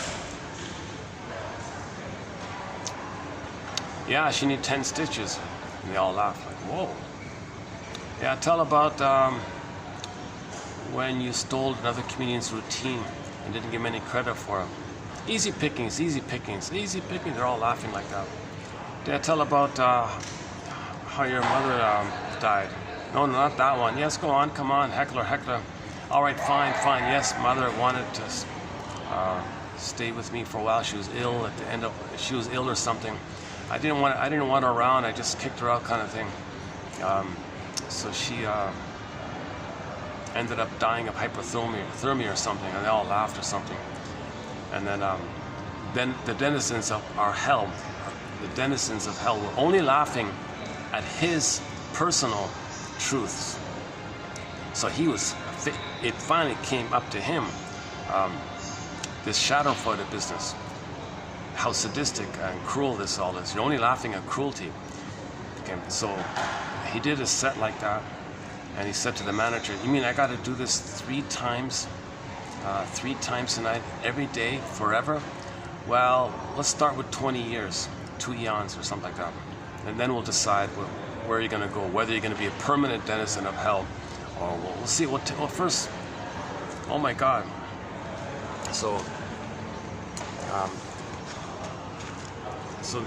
he had to face the shame. Huh? So the point is, the heckler in the audience was him. It was him. It was a personification of the truth, that knows the truth about him. So nothing he would say otherwise, no one to listen or care. He only had to interact with his conscience, like that little inner voice that knows the truth. That was the heckler in the audience. You couldn't see him, but clearly it was him, like that. So he had to constantly expose and reveal and confess. So his hell was he had to confess the truth. He did these awful things. He treated people badly. He hits people. He does all these cruel, selfish things again and again and again. He had to say it again and again and again, and he had to do it for 2 eons. And let's decide afterwards. After 2 decades of doing this, we'll decide whether he's redeemed or not. Take my false life, please. The name of the episode, Take My Fake Life, Please. The fake part, I just added that one. It's a play on the comedian line, take my wife, please. Jesus. Another narcissistic themed episode by the Twilight Zone was To See the Invisible Man. Haven't talked about that one in a while either. Yeah. Let's see if I remember. Let's see. Oh yeah. So one guy was typical cookie cutter dime a dozen, garden variety, narcissistic, selfish, didn't care about others, cold, lack of feeling. So they caught the guy and said, you're going to be punished or something. This is a fantasy alternative kind of place or something. Oh, jeez.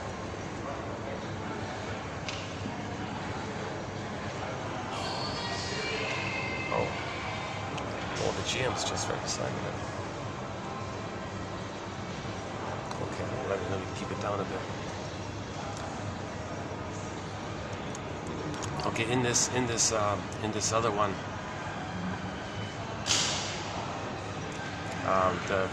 the security people, whatever, grabbed this guy. Yeah, you're a cold, narcissistic, uncaring, unfeeling.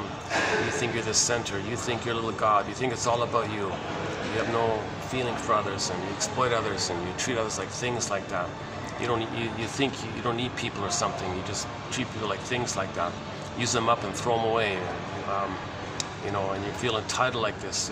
Your punishment is, that for the next 1 year, everybody in society is forbidden to notice you, look at you, talk to you. In other words, they're going to treat you a little bit like how you treat them. He said, oh, no problem, easy peasy or something like that. He didn't care, because he didn't like people anyway, so he didn't care if people weren't around, right? So it was no problem for him for like 10 months or something. Then it caught up with him. Then he realized that it worked. He realized his mistake, because everybody was ignoring him, brushing him off. In other words, he was getting treated the way he treated others, right? And during that time, no one would serve him. Like even hospital people, and nurses and doctors, everyone had to completely. No one would attack him or hurt him or force him out of his job. Like nothing like that. They just completely, as if he didn't exist, kind of thing. So finally, this is a 1 year thing. The 1 year passed, so the punishment was over, and it worked. He was able to be present to others and how he, feel for others, recognize them as people, and saw people as people, and it worked, right? To see the invisible man. So he wasn't literally invisible. But when you're watching the show, you think, is he invisible or something? So they made it clear. They just, as if he's invisible.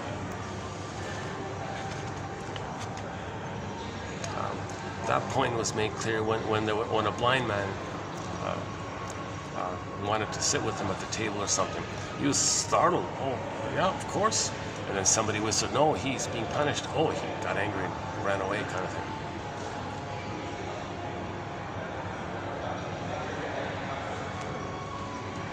So it was also, how do we deal with narcissism?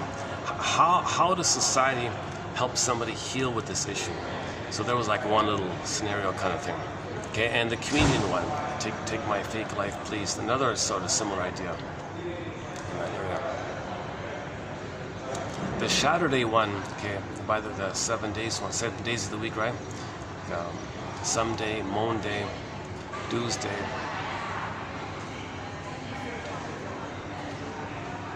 That's also a similar idea. In the Saturday episode, he was also a cold, selfish, garden variety narcissist. Okay, type man. So bitter and negative, and thinks all about them, and thinks they're always right, so on and so forth. So in the Saturday episode, he met his double, his authentic self. So we don't see the process of the appearance of how he got the authentic self. We just see the conclusion. So it opens up where the fake guy, the guy living with the false self, okay, and then you got the authentic self, true self, false self. So the guy with the narcissistic self, he was out of the condo one time, and he couldn't get back in his own house because the authentic self appeared. So it starts there. So the condo was like the body, and it's inside the body is the authentic self. So we got that kind of conclusion like that. But the false self, You see, is usually it's a loss to lose our false self. We're familiar with it. It's kind of strange with the authentic self. So the false self was trying to kick out the authentic self from the condo. So he was trying to trick him out like that. He said, "Oh no, we did it your way," kind of thing for the person, and it was all a mess. Now we're going to do things from the heart, the authentic self, from the feeling, from the being. The maiden king, Snow White's here, Rapunzel's here, the golden ball's here. This is authentic stuff here. We did things your way, and it's just miserable stuff. And if we continued your way, it'd be more misery and more so on. So he was a little conflict like this. Right? So the authentic self held on to the condo like that, and finally the false self shattered away on Saturdays, dissolved away like the Wicked Witch, those kind of images, because it wasn't real. It wasn't real. That false self character shattered away. It wasn't real. Now, if you're going to watch that episode, preserve the message. They did a bit of a trick with that episode.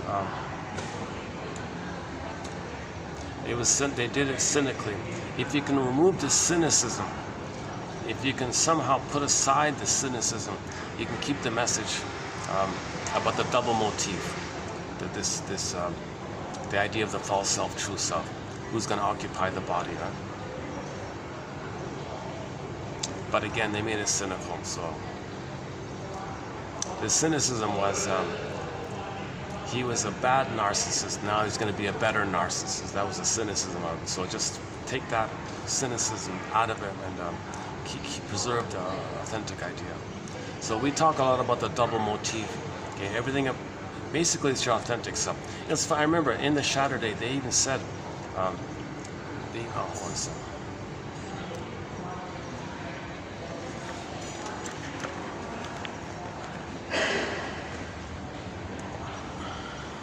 Let's take a little break here.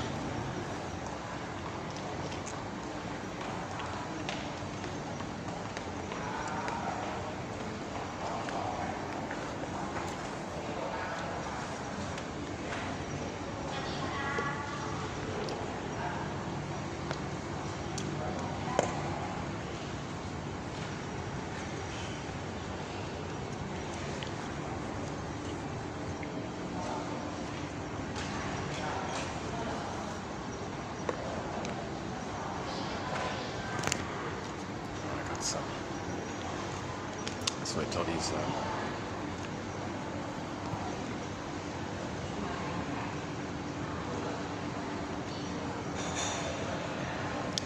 can just sit here for a bit. Hold on a second.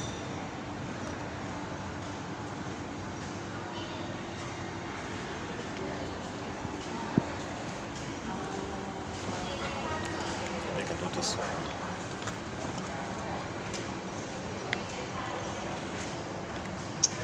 There's a huge visual just by the window there. I gotta wait till it passes.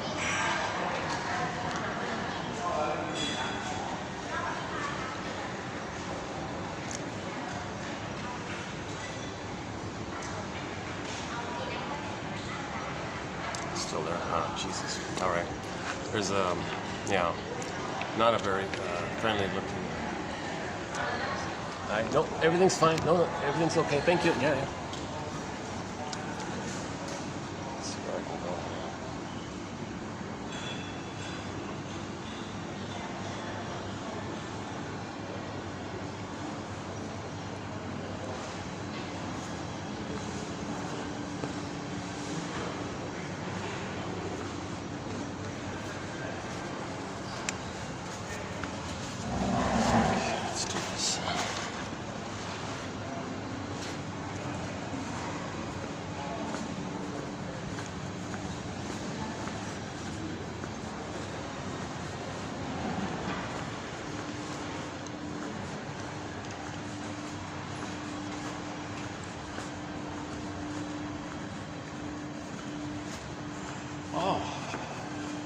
This is the quietest it's ever been here. Aha. Okay, they've changed it up here. Let's sit here for a bit. Oh wow. Oh, they've changed. Oh, they're changing the whole thing around here. Oh wow. Oh, major renovations going on here. Okay.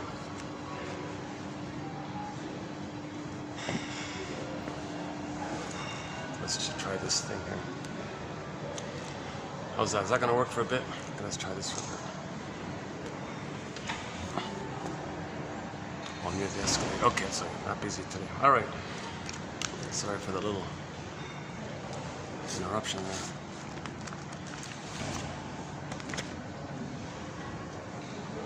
Okay, let's try this for a bit. Yeah. Okay. Oh, does that work? Okay. the Saturday. Yeah. So the authentic self. So we don't see the journey. We don't see they just show you the conclusion. Like at the end of the journey, kind of like it'd be like watching the Odyssey, and it begins when Odysseus got home, kind of thing, and then shattered away all the. No, hang on. Well, okay. Anyways, it'd be like in the Odyssey. It began with when Odysseus arrived on the shore home or something like that. So in Saturday, they just show you the ending in their version of it, where the false self was lingering, hanging on. Metaphor meaning a person has a resistance to letting go of their old ways. Enter the line from the Harry's Law show. The character in there had a midlife moment where he said to himself, or asked somebody. So he was had a certain personality and all that, and his little charming routine kind of wore out on people. So he said to himself, "Oh my God, I wonder what's worse, to realize you're no longer who you were, or that you still are what you've always been." Did I get it right? Look up Harry's Law in our collection here. Got a few quotes in there. So which is worse? To realize you're no longer what you were, or that you still are what you've always been.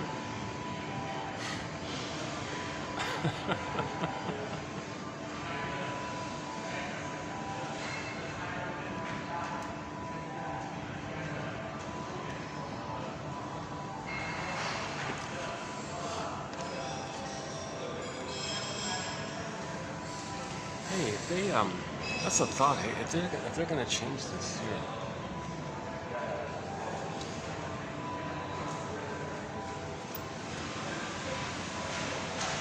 Yeah, I wonder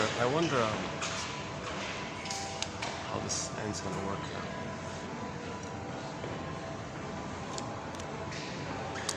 Okay, just some kids just sitting beside me there. Oh, it's okay. Let's let me oh,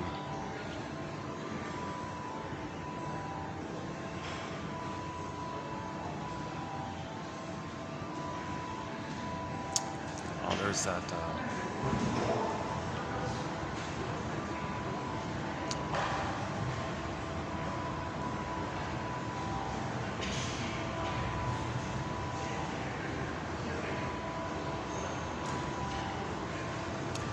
let me see if I can go back to my spot. Hold on a second.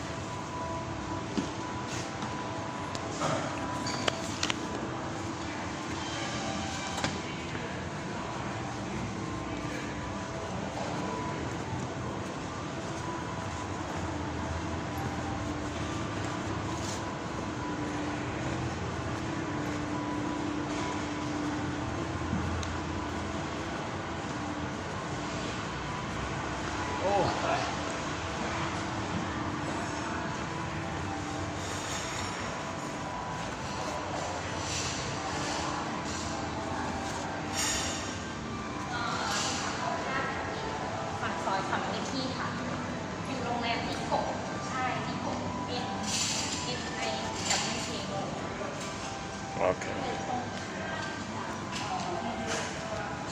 Okay. ใช่ค่ะอยู่ตรงช่วงโค้งคือเป็นที่หนักก่อนออก Okay, let's do the Saturday story another time. I spend a fair bit of time already on it. ใช่เดี๋ยวเข้ามา Okay, let's just go. Let's do today's quotes here because I'm a little scattered here today. Okay, number one. Okay, let me just preface these quotes here with Miss Golem's basic sort of model of the mind. Okay, she does a simplified self-help for the public kind of thing.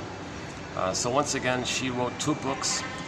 Her first one is famous. It's a well-known book called Trapped in the Mirror about narcissism, and we post a lot of good quotes on the topic of narcissism by her and Kimberly Harding and Drew Keyes and a few others. There's a very good little mini book called You and the Narcissist by Professor Harding. Very good little book. We posted 6 videos on that book. And so we talked. So there's a good material about narcissism. So in a nutshell, the oneness is missing. The symbiosis, that oneness, self and other being blurred up. He needs enough of that to get out of it. If he doesn't get enough of it, he's angry, he's greedy, he's envious, he's revengeful.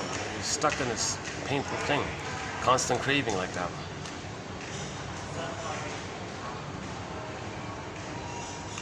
Jeez, some people, yeah. You know, there's a theory about, yeah, maybe we'll enter. Yeah, let's see if anybody has written about a link between narcissism and this whole tattoo. We don't have any. We have only one quote about the whole tattoo phenomena. Sort of out of my zone there, but we don't have a topic. We don't have a thread there, but we do have one quote from Miss Lemma, Alessandra or something Lemma. Is that right? That they want to have some kind of memory or symbol of support. So it's kind of like it's equivalent to a teddy bear, like something that supports you or something, like how a teddy bear supports the child. It links them to the mother, right? So it's an image of the mother like that. So it can be a reflection of their feelings about the mother, or the need for the mother, or against the mother, or identifying with the mother.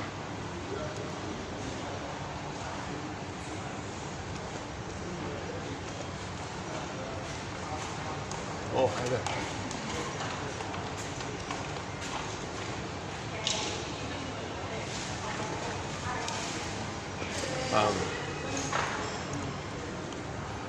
Okay, so her 1992 called Trapped in the Mirror, her first book. It's a classic. Anybody who studies narcissism or personality patterns or self-help in general, they're bound to come across her book. Best-selling book called Trapped in the Mirror by Elan, E-L-A-N, Elan, and her last name is G-O-L-O-M-B. I think it's pronounced Miss Golem or Golam or probably Golem. Still not fully sure how to pronounce her last name. Anyway, that's a good book, and I discovered recently that she did a sequel, unknown little book, follow-up book called Unloved Again. She had to self-publish it. A huge surprise to me why a famous author would have to self-publish. I couldn't believe it, but there it is. She self-published it through a thing called iUniverse.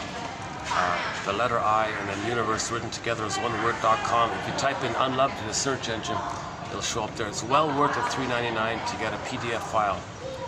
It's an excellent little book. So these quotes now are from that book. And that book focuses on the construct of the freezing parent frozen child, and to identify and catch yourself which one has taken over you. That means you're repeating the past, shadows of the past, relics of the past. Identify that you're still in the past, repeating the past, trying to whitewash that your mother hurt you? She didn't hurt me, she loved me. You're still stuck with that false belief. See, if you do that, you're still stuck with the false belief that mother hurting you is her love, that the pain is love, and you still think pain is love like that. So you're dysfunctional by looking for someone to you recreate that, and you want to complete the process where you want a better outcome for the past. So you're loyal to it, you still believe there's some kind of hope like that. You got to be kidding. The mother never loved the baby, and you still think you're still waiting that she'll get the love. You're denying something. You're denying she didn't love you, she can't love you, she's incapable of love, and you're still repeating, no, mother, I'm loyal to you, I think you'll change, I think you got to give this up, you got to let go of this, right? That's what the midlife journey is about, the midlife audit, the midlife examination period, the hero's journey, the second journey, to recognize this painful truth. You didn't get her love, you're not going to get it, you'll never get it. No parent cop choosing, finding people to remind you of her is to help you to learn that.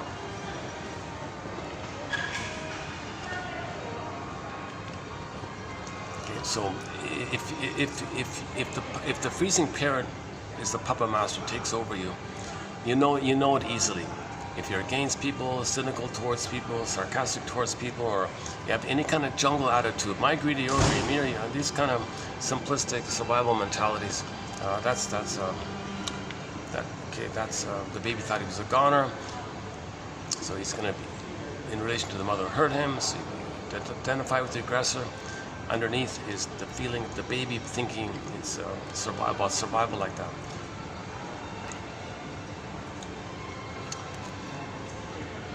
So if someone's has a kind of adversarial way of thinking or oppositional way of thinking, okay, either or kind of thinking, okay, that means the freezing parent has taken over. You've identified the aggressor, and you still have this relentless hope to win her love. How? By finding proxies to do your crying on your behalf, whom you're going to criticize. As if to say, look world, that person there, they represented me. I'm going to show you what happened to me. I'm going to do them what happened to me to show everybody, some magical court or something, justice system or something. You see what happened to me? How I'm treating others. Where did I learn this from? My mother taught me this. I'm angry. I'm showing her up. I'm imitating her. I'm telling everyone what you did to me. I'm showing you what you did. I'm acting like her. I'm showing you, world, what you did. Well, who's listening? What are you talking to, right? So he wants to show up the mother. He wants to, at the same time, the child's side of him hopes to get a better outcome while he's showing up the mother. It's a mess. It's a mess, right?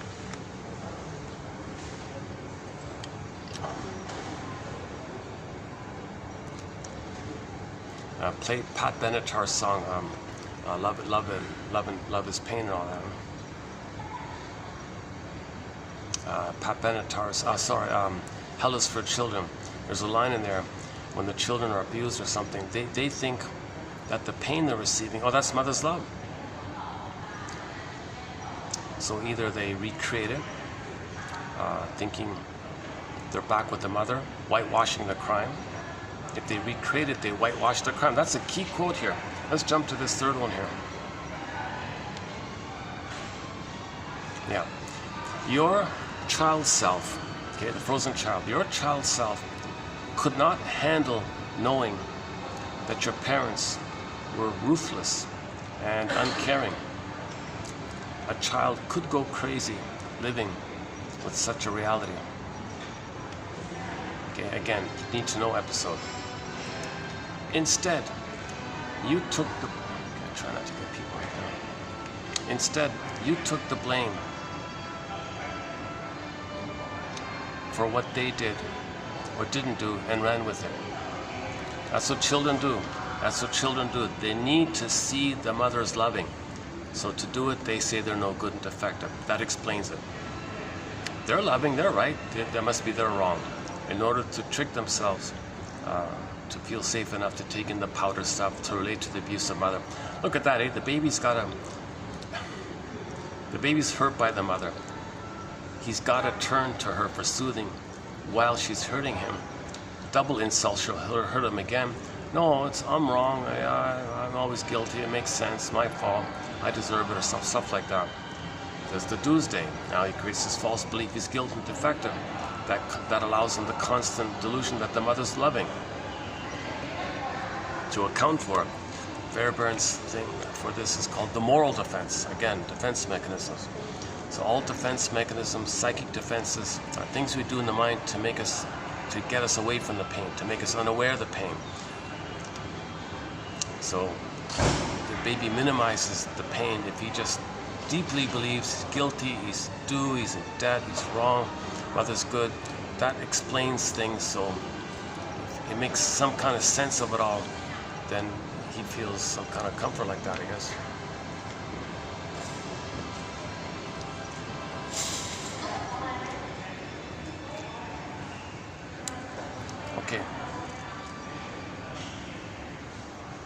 Okay, so when you identify with the aggressor and you imitate the mother, you whitewash the harm the mother did on the baby. It means you don't believe it didn't exist, you whitewash it away like that. All right, like spots on the wall, you whitewash it. Oh, paint it over. Oh, it's not there.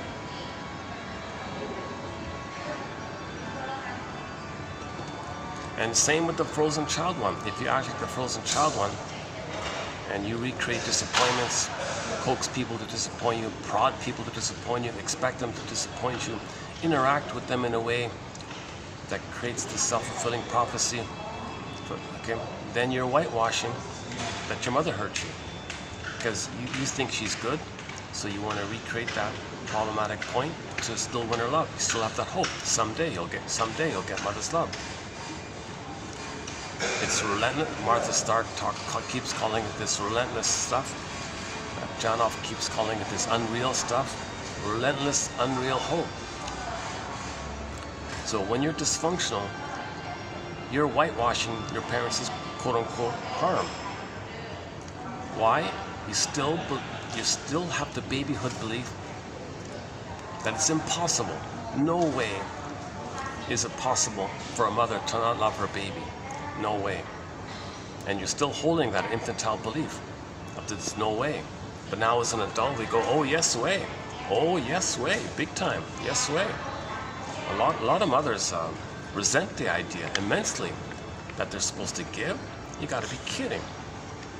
She thinks the baby is her thing that she owns, and the purpose of the thing is that the thing is going to serve her, attend to her, because she sees the baby as the missing breast that she wants to be one with.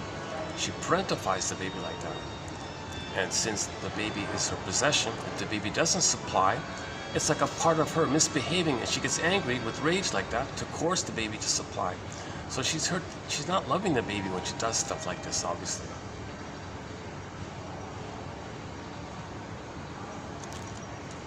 Oh, this is great. Wow, look at this, eh? 348. Wow, this is the quiet. I think this is the quietest I've ever had this place. Look at that. What a stop for all there.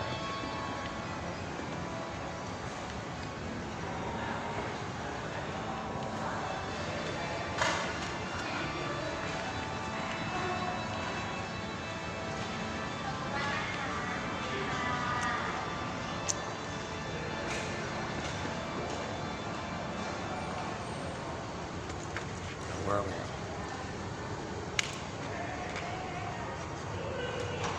Okay, yeah, okay, everything's okay. All right. Oh, I get it now. Well, that's why all the staff are on this side, because it was it was like an L-shaped counter, but they blocked the one side. Now all the staff are on this side here. I see. Usually they're on the other, towards the front door kind of thing. Oh, I see. So.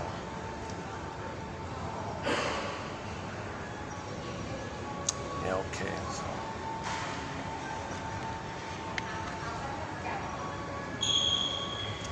That means I have zero. I have even less, but I gotta get used to this new setup here. They're all nice and all that stuff. That's okay. Where are we?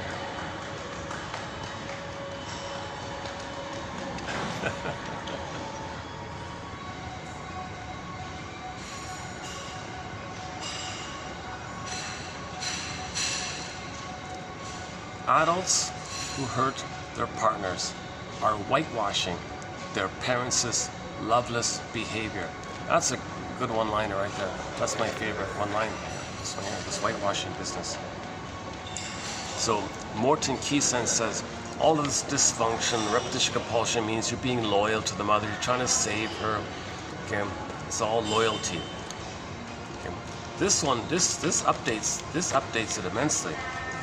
Okay, dysfunction means whitewashing your parents' loveless behavior. Or how about this? Dysfunction means whitewashing your parents' crimes, invisible crimes, right?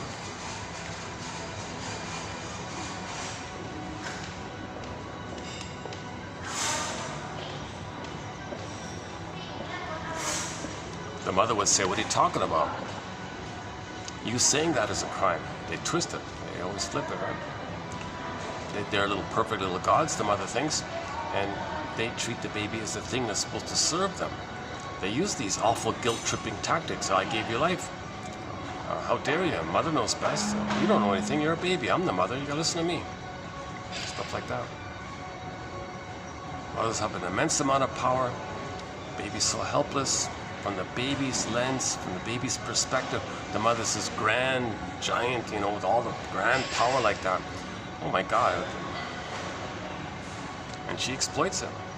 She had the sacred trust to send the love to the baby. No, she takes that power, turns it to siphon the child. Emotional vampire. That's the vampire-like thing earlier. The other quote from earlier.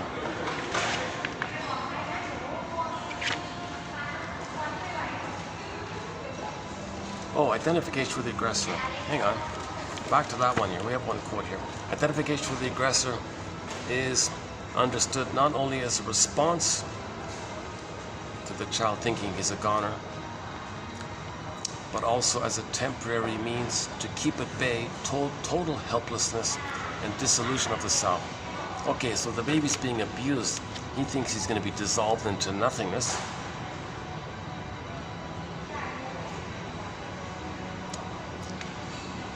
So to not feel like he's dissolving into nothingness, okay, I'll identify with the aggressor. I'll be the aggressive mother. I won't have a me.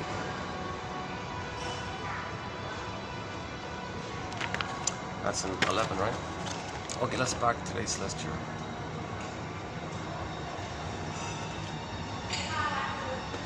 Okay, first one here. With identification with the aggressor, you become the mouthpiece of your internal freezing parent.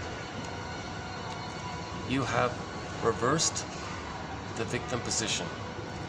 Now you are the one who shames and criticizes and mocks and belittles instead of your mother doing it to you. You do it to yourself. Instead of being a victim of her, you do it to yourself. Too painful? Well, find proxy to play you and shame them, and you're doing it both. By doing this, you anesthetize. Ullman and what's his name? Richard Ullman and Paul, in a book called Narcissus in Wonderland, they think it's a kind of hypnosis, that they're in a trance like this. By doing this, you anesthetize, make numb, like in a trance, like an anesthetic. The intolerable pain of an unloved childhood. By doing this, you anesthetize the intolerable pain of an unloved childhood.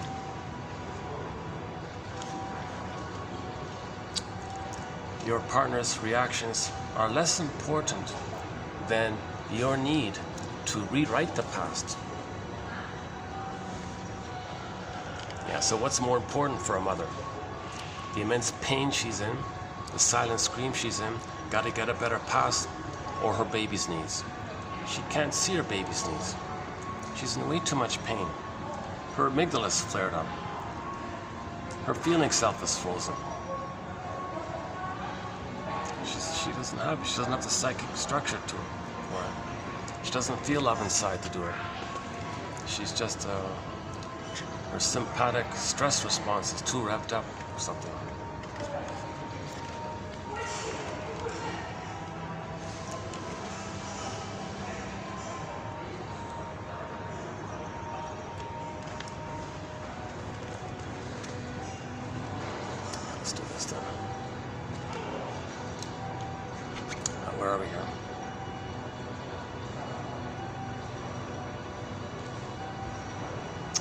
Yeah, a little, I don't know if I'm being,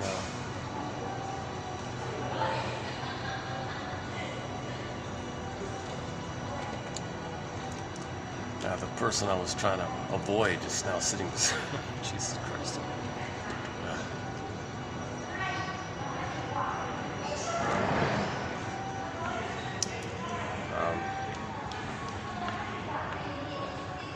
I think people, just in general, not specifically about any particular person, but if somebody has a kind of an intense, a very intense, provocative display of some kind, that's narcissistic in nature, I think, obviously. Right? I'm the center, look at me. If you don't like me, well, fear me or something. They got to be the center, right? Whatever it is. Okay, where are we here? Oh yeah. So again, the third one. Your child self couldn't handle knowing that your parents were like that they betrayed you. A child would go crazy living with such a reality. So you took the blame for what they did and ran with it, and you're still running with it. So when you run with it, you deny or whitewash your parents' loveless behavior.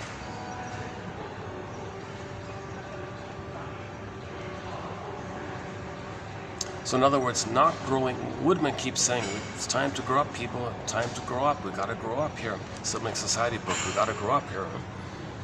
So you grow up by mourning. Mourning is the process. Mourning is the process to grow up, right? To get back your feelings, you've grown up. When you get back your feelings, you've grown up, right? Stillness, bitter issue of looking for symbols of mother, or treating others the way you were treated, to tell everybody how you were treated. This is the infantile rage, like entitlement, narcissistic stuff.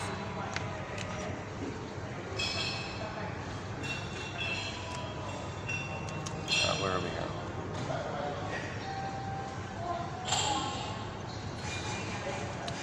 Self-centered parents assume that a loyal child, or any child, right?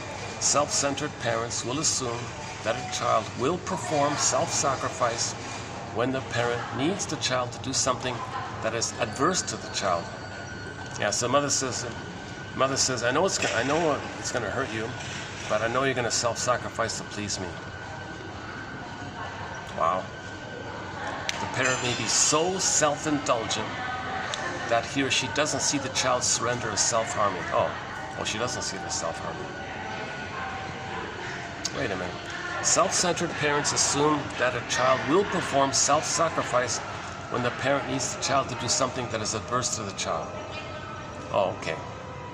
They do it even though they know it's that the child's. So there's a self-help book. Mother, do I have to sacrifice myself to have a connection with you? The book is entitled, Do I have to give up me to be loved by you? What a deal like that.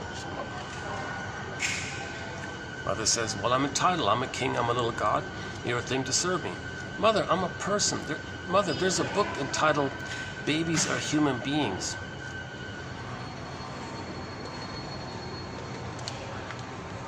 Mother, there's a poem by Gibran called Life's Longing for Itself on Children. Augmandino, Nature's Greatest Miracle. Virginia Satir, I Am Me.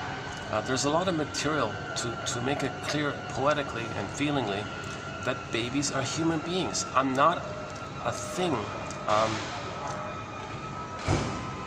in the way that when you were a baby you thought the breast was a thing that you owned. I'm not that. You're transferring that to the present.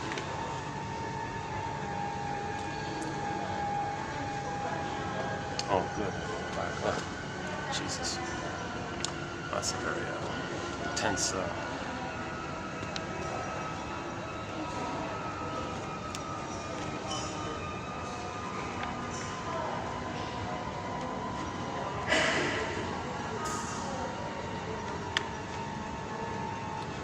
So one symptom that a person, one symptom of the infantile rage and all that.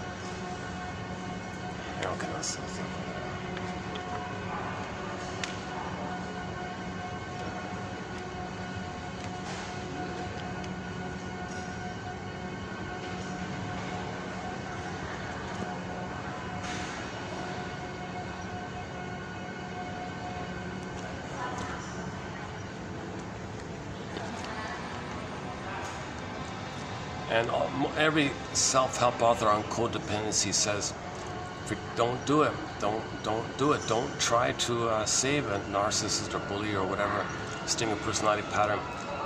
They're going to hate you and damage you, because what they want to do is create mind reading with you. They want to hurt you so much where you create a symbiotic fusion where you'll be able to meet their needs even before they know it. They want to be the baby and they want you to be their mother. So they have no recognition of your humanness or anything like that. So don't step into that kind of thing, right?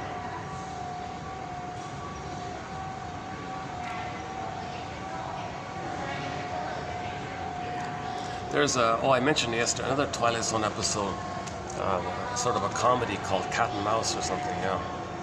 It was about the Don Juan syndrome.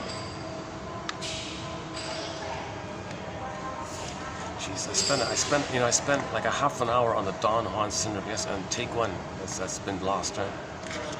Do I want to do it again? Jesus Christ. Can I just give you a 1 minute summary recap of it? So the Twilight Zone called Cat and Mouse. He's a typical cookie cutter, clear cut Don Juan, Casanova. He says it openly like that.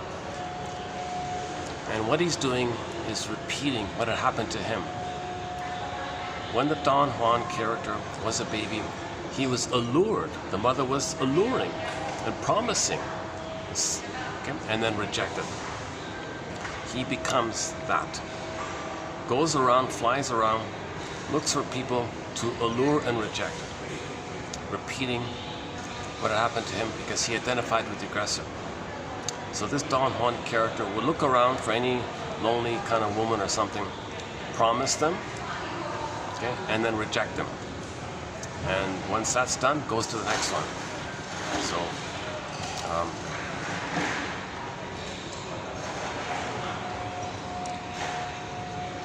So he identified with the aggressor.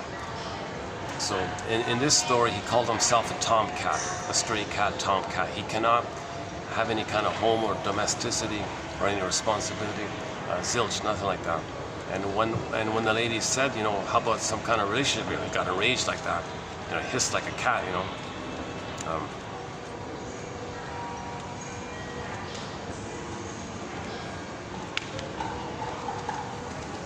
But the woman was lonely and all this, and he made all these promises like this. So she kind of got drawn into this kind of thing.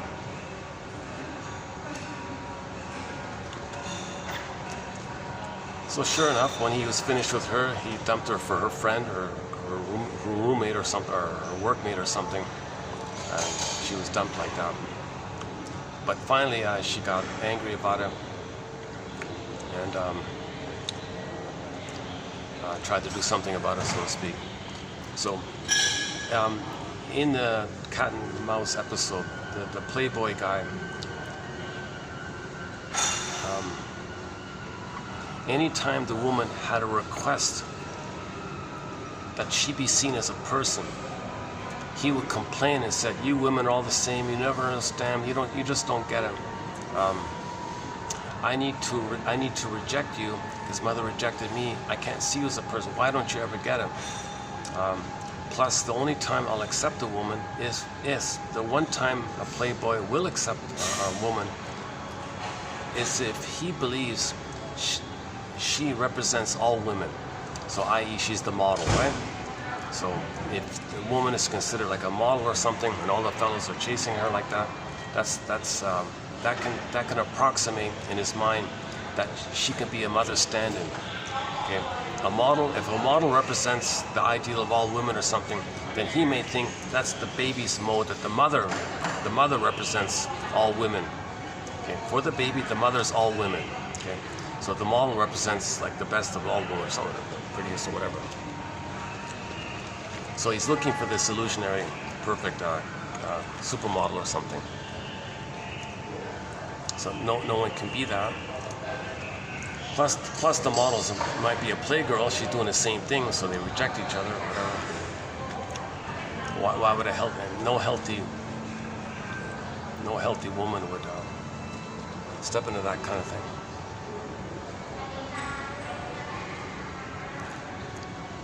So when he kept saying to her, you never understand, all you women, you're the same, you never understand, like that.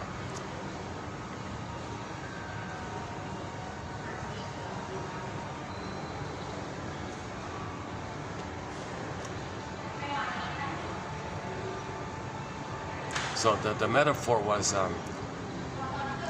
she was able to confront his behavior where he had to try to self-reflect and look inward. So he was looking outward. The metaphor was he was going to be deprived of that. He had to look inward. Like he'd be emotional, so he wouldn't be able to act out anymore. So his repetition compulsion was confronted. So just a metaphor like that, not literally, not technically, not literally.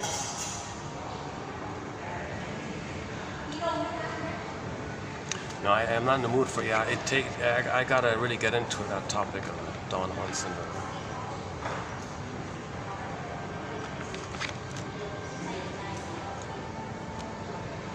It stars a cat, right? Now, in the fairy tale motif, the guy's cursed and all this, and her self-compassion would break her the curse, but it wasn't about that. Kind of just made fun of it, and she was like revenge against men, like a feminist, extreme feminism or something like that. So she kind of represented the rage that all women feel towards men for thousands of years of how they were treated like that. It's kind of in that area. An exaggeration, of course. Yeah.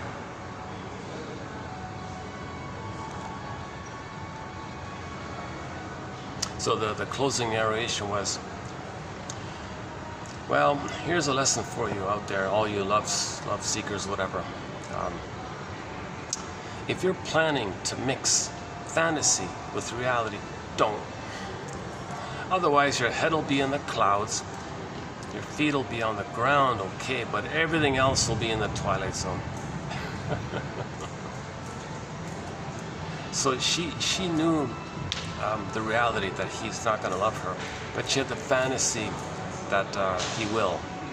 She had the fantasy he'll be Mr. Right, Mr. Charming or something. A fantasy. He treated her badly. He treated her really badly. Oh no, I'll fix him and be nice to him and be a nice couple. No way. Anything nice that she does to him, he's going to hate with contempt. And then so she mixed up fantasy and reality like that.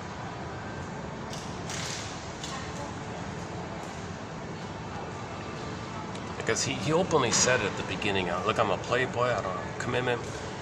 But she had the fantasy, no, everything will be okay, he'll choose me or something like that. Yeah, I'm missing it, yeah. Okay, let's do the next one here. Let me update that one about the cat and mouse one.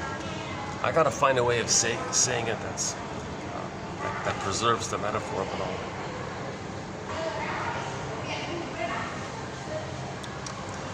You have to feel what you felt. You have to feel what you felt when your parent abused you.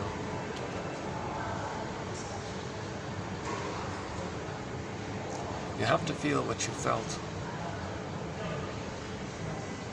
when your parent abused you in order to develop the motivation to give up your unhealthy adaptation to a victimized relationship.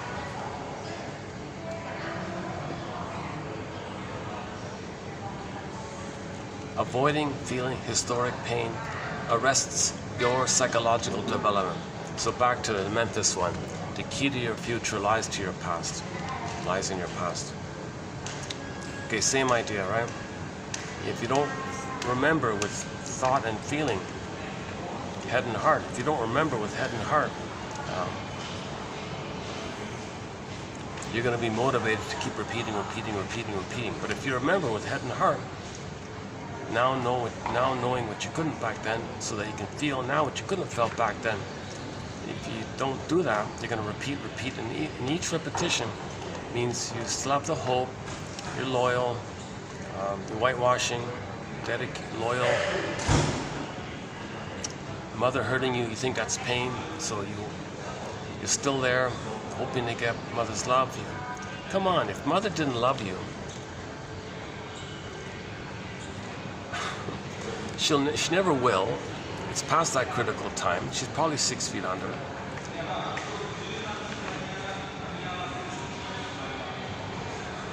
You're dealing with the shadow of that, all that is past. So back to the Twilight Zone, you're dealing with the shadows, right? It's rather bittersweet how we spend so much time trying to justify ourselves to the shadows of those who are long gone.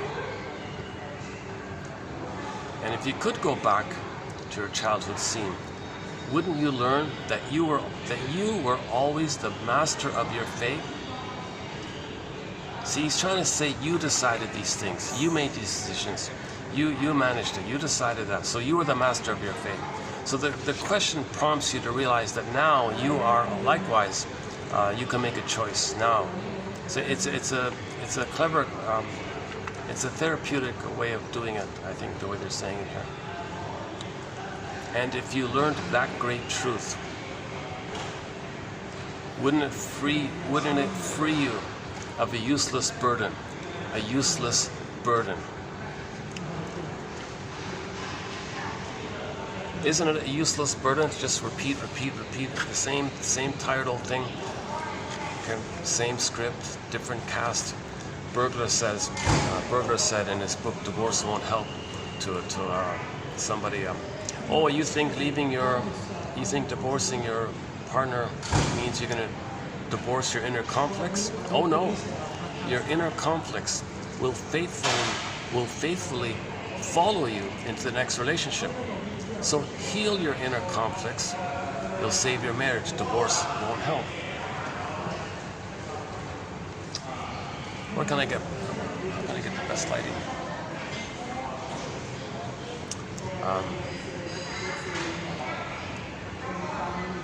Okay, like this? I guess stick like this. I gotta stick. Keep it like this.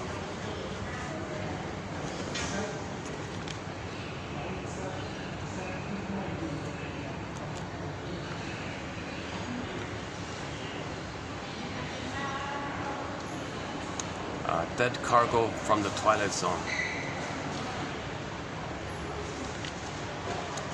Yesterday I talked up here a bit about Wong's Lost and Found Emporium. A very good, my favorite so far, I haven't seen the whole thing yet, but so far my favorite Twilight Zone episode to this point is Wong's Lost and Found Emporium. That's a great one. See, at midlife, you realize that you lost something and you want to find it. So you had your authentic self, you lost it, you want to find it, like a lost and found idea. So it's like going to the shrink. So lost and found emporium is like a metaphor for the therapy process, self-reflection process, therapy, whatever, right? A shrinker man, I lost something, I want to find it. So the key one, I think, was that older guy. He didn't say it this, I'm paraphrasing, but basically he said, shrinker man, I lost development. I lost mourning. I didn't mourn the loving mother that I never had. I lost that time of mourning. I didn't get a loving mother. I didn't mourn that. I didn't develop. And because of all that, I ended up with narcissism, which means I didn't have mutuality and feelings for others. And I lost a lot. I lost my authentic self. I lost my beingness. I lost normal. I lost the quote-unquote human side of being human. I lost my embodiment, my midnight blue, my feminine element, my feminine maiden king. I lost Snow White. I lost Rapunzel. I lost my beingness. I lost my home within. And because of that, I was stuck with narcissism. That's the byproduct when you don't develop. You're stuck with narcissism. And because he had narcissism his whole life, he spent his whole life treating his kids like things that should serve them. So he treated his kids badly, like things that should serve him. The kids got fed up and avoid him now, want nothing to do with him, even hate him. And finally, in his 70s, he finally did a very rare thing. It is extremely rare for a person with a narcissistic pattern to say that maybe his personality or something about him caused their children to hate him. Maybe he played a role in this. So he said that, shrinker man, I think I failed my children. I think I contributed to this. I lost the capacity for love and mutuality. What a huge loss like this. Can you help me, shrinker man? Okay, so Mr. Wong's the shrinker man, right, in the story. So Mr. Wong said, all right, let's begin the process here. Okay, please look in this mirror here. And so first thing was, he was going to see what his children saw when the children related to him. So he was going to see, so he kind of saw his image in the mirror twisting into some ugly kind of thing like that. It's kind of like a soul is like that. My soul is like, my children related to me, and my soul is like that, or they saw me like that. He had a real strong reaction. He freaked out and crashed the mirror, so he couldn't continue. But he began the process. So he's a hero. He's on the hero's journey. He's on the midlife audit. He's growing up. He's growing up. He's in his 70s, but he's going to begin to grow up. So he's on the ground, upset about it. He wants to put the pieces of the mirror together to continue. So he admitted he lost development. He lost normal human development. Mother wasn't around, bottle, schedule, force feeding, no loving mother. Okay, mother was like a stepmother, like a wicked witch stepmother.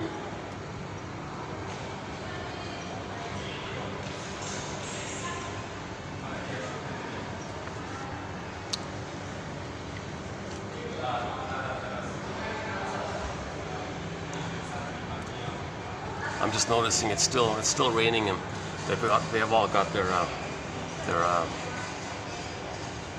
raincoats on and things.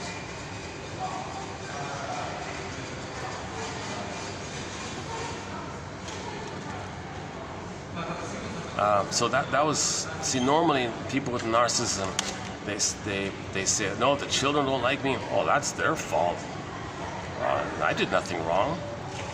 There's something wrong with them. If there's a problem, it's because they didn't take care of me well enough. They didn't serve me well enough.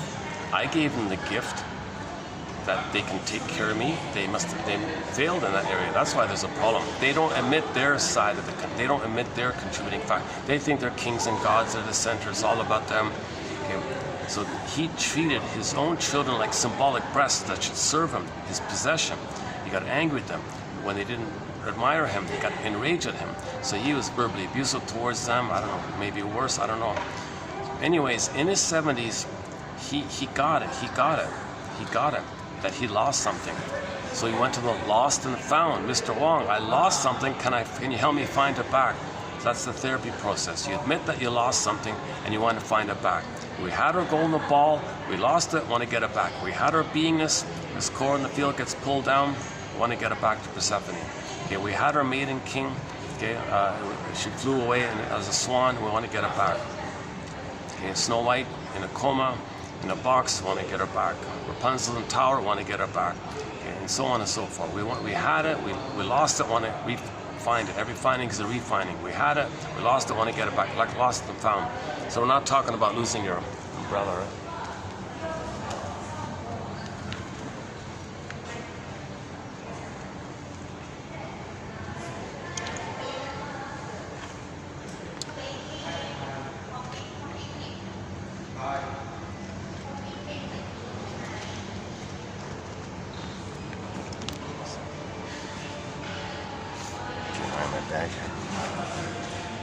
Let me just take a half a minute break here.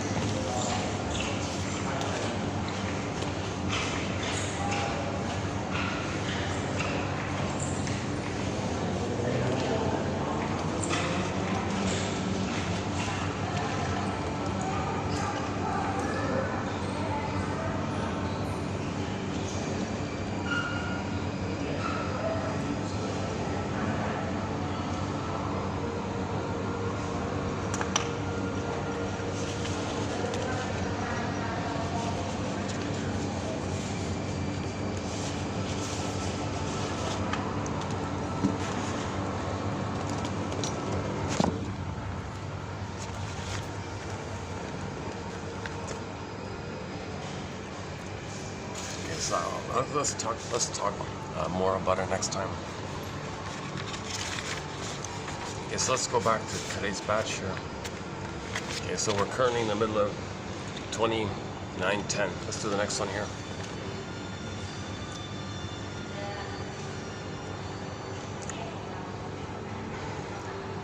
Calling the repetition compulsion a habit. Okay, she's got a little added theory about repetition compulsion. So again, we're repeating in an attempt to remember. Okay. Now, obviously, if you don't want to remember, the way not to remember is to repeat. Simultaneously, when you're repeating, in some way you're trying to remember even though you don't want to remember because it's painful, like that.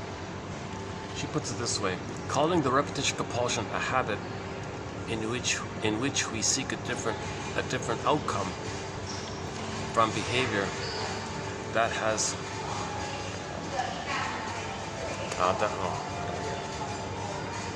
what's the right angle here? Let's see.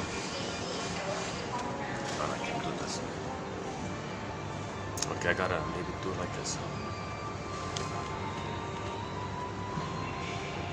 Let's do it like this.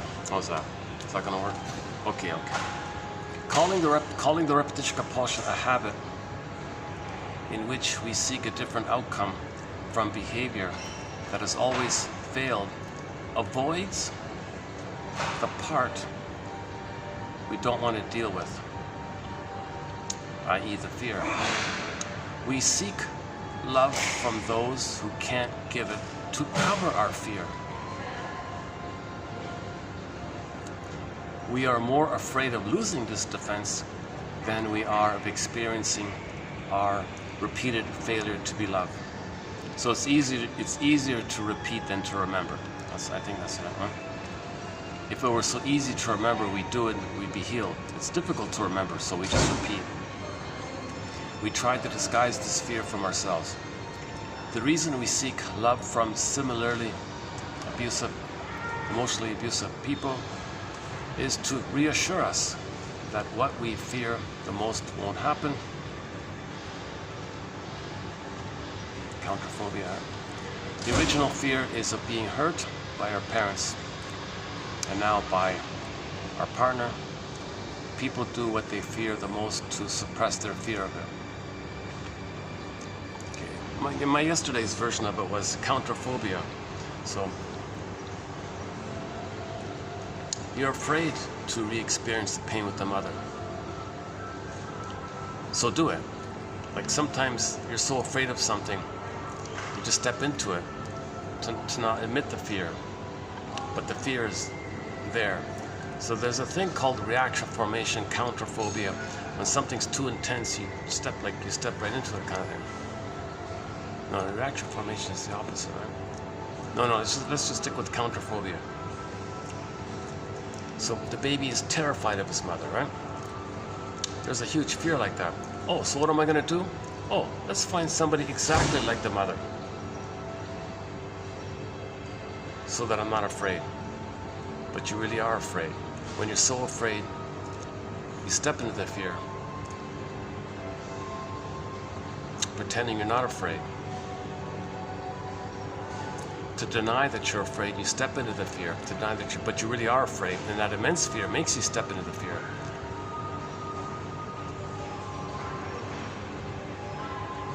Maybe it'd be like I don't know.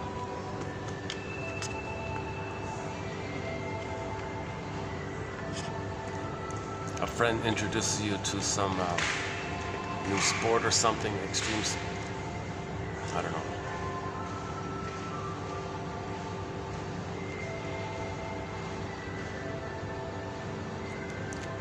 Okay, let's say the kids are playing with their bikes and they want to do Evel Knievel,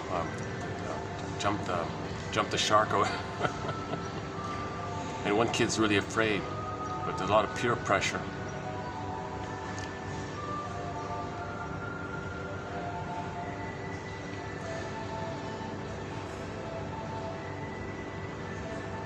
That's not quite right.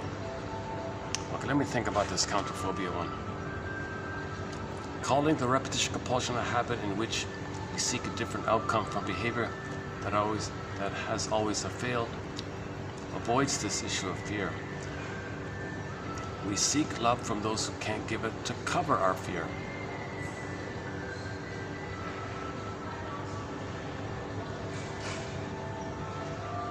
Counterphobia, you don't want to admit that fear.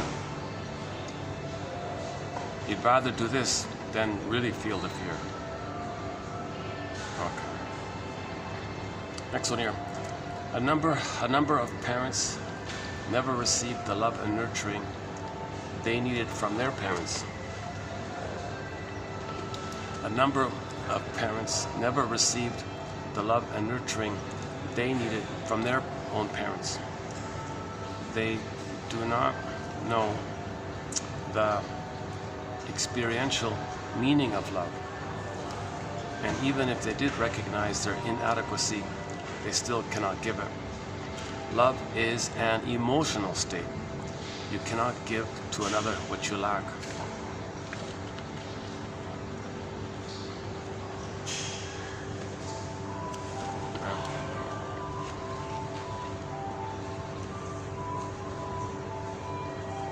So that's pretty obvious, right?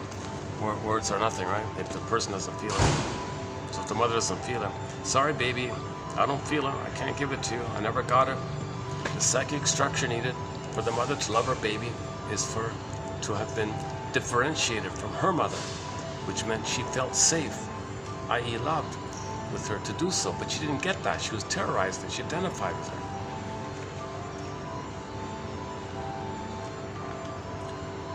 Take yourself out of the guilty box. The fact is, your mother never loved you. Jesus Christ. What a line, eh? The fact is, your mother never loved you and never will, dead or alive or dead. Her lack of love is not your fault. Your mother's lack of love is not your fault. There's one of these great truths if you can get it. There's one of these great truths if you can get it. Their lack of love is not your fault.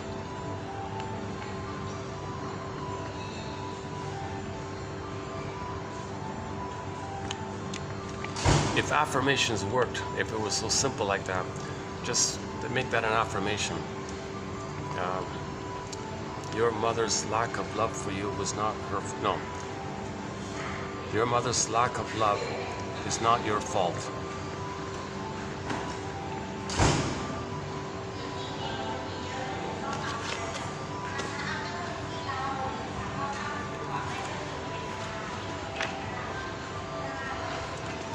It's to counter that as a baby, we thought the opposite. No, it's my fault. I'm guilty. I'm a sin. See, when later on, when people use that sinner phrase, they're co-opting the psychology of people feeling guilty, thinking it's their fault. Debt, due, guilt. Guilt and debt are the same word in German. Okay. So somebody says, yeah, you're guilty, you're a sinner, you're guilty, you did something wrong, you're guilty, you're a sinner, you're guilty. Okay. You see, you're perpetuating the pain. You're adding insult to injury like that. You're not healing when you're doing that. You're co-opting people's false belief that they made as a baby to connect to the mother. To think that the mother loved them, you got to think you're guilty. So transfer that to the plunder system. So whenever we make any kind of reference to religion, it's only in the context of when religion is being used as an adjunct or a tool or a branch of the plunder, the pillage. So I won't get into that one here, but we have a major thread on that. There's a lot of psychology on the topic of religion, and it's very packed. It begins, our quote begins with 1203, and then go to Mel Faber, 2118, I think, 2118, Mel Faber, and then Damas and the rest of them.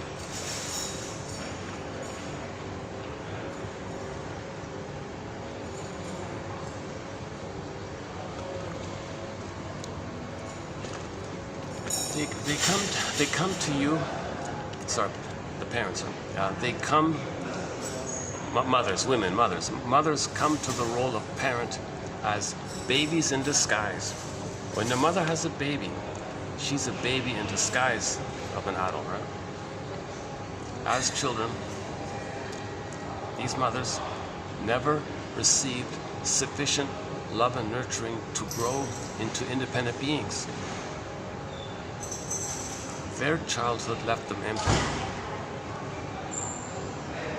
As parents, they cannot give to their children what they lack. They scream for emotional feeding. The parents, the mothers, right? So the mother's a baby, and the mother's screaming for emotional feeding. Come on, baby, feed me. That's the vampire phenomenon. Partly, these mothers do it out of revenge for what never happened, the Talionic thing. They treat their children as inadequate parents and behave accordingly. So that's called childhood parentification. All right, baby, you're going to be my mother. I can't do that. I'm enraged. No, you got to be my mother. You're inadequate. I'm enraged at you. You're not a good enough mother. Come on, baby, mother, be a good enough mother. No, mother, hold the phone here. I can't be your missing good mother. This is psychosis-like thinking.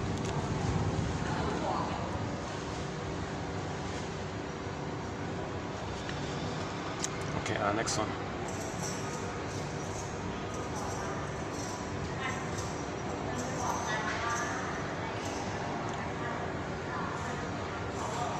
When the child grows a bit and needs greater stimulation,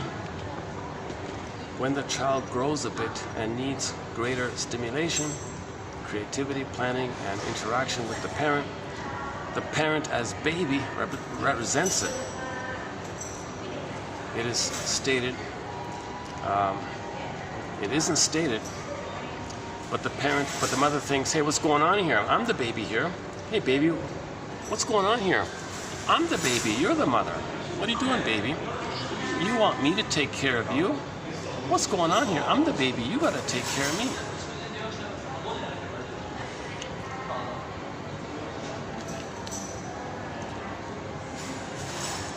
If the mother's narcissistic, okay, she feels entitled to be attended to and all that, right? So she's the baby there.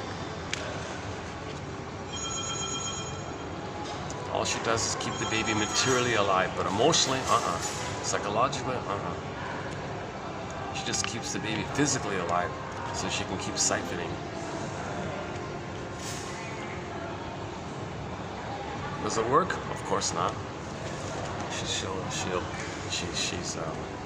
She's fighting with her shadows of her past. Doesn't work.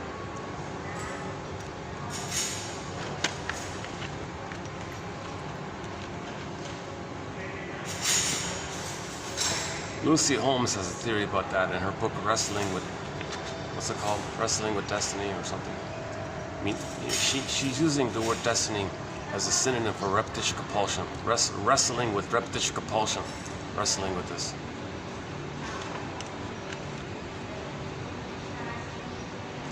Her theory is some mothers actually do lift themselves up when they destroy one of their children. So mothers want to scapegoat one of their children. Yeah, she's got a tough theory about that one.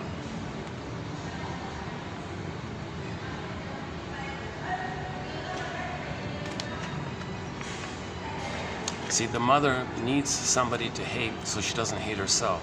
She does hate herself, but she doesn't want to know it. So when she hates the kid is like a sponge, so to speak, scapegoat, so to speak, to distract herself, to externalize and project out. Her attention is out, so she doesn't know that it's in when she thinks it's out. So she needs the child to shame and damage and so on to keep that ability that's not within. So that's a scapegoating phenomenon. She hopes the kid will be filled with her hate and all that, and the kid will get sick and go away, and she thinks her self-hatred goes away. It doesn't work, it's nonsense. She gets ill herself doing it. Lucy Holmes has a different theory. I don't quite.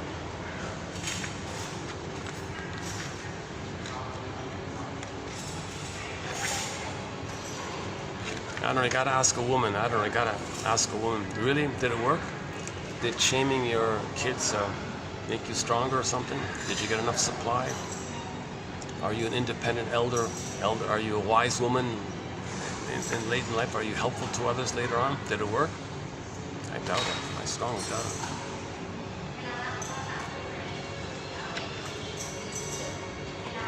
Just another defense mechanism.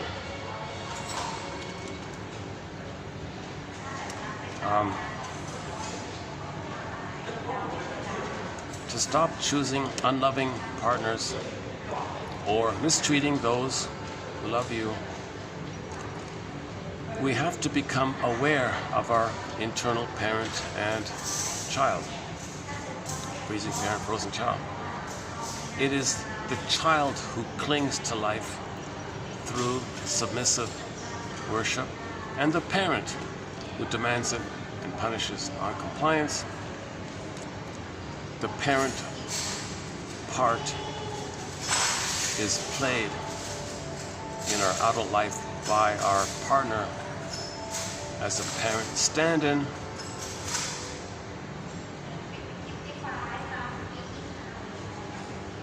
okay, i.e. a person who's emotionally cold, damaging, etc. If we are the ones who play the damaging parent, we damage others. Yeah. So child's the victim, mother's the persecutor. So if the mother's the persecutor, she sees everyone as in the victim role, which she wants to victimize, to make her unaware that her mother had victimized her.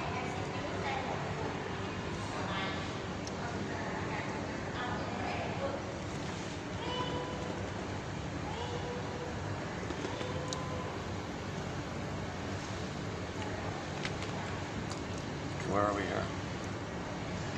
Copying the parent who mistreated you is an attempt to cajole, to placate, cajole the internal abusive parent.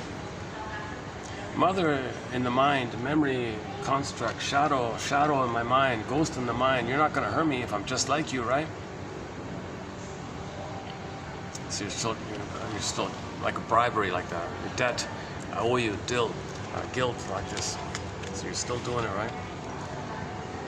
But when you imitate the mother, you're whitewashing her crime, right? You're whitewashing her abuse. That's the key. There's one key thing to get. It's the third one here, but the whitewashing.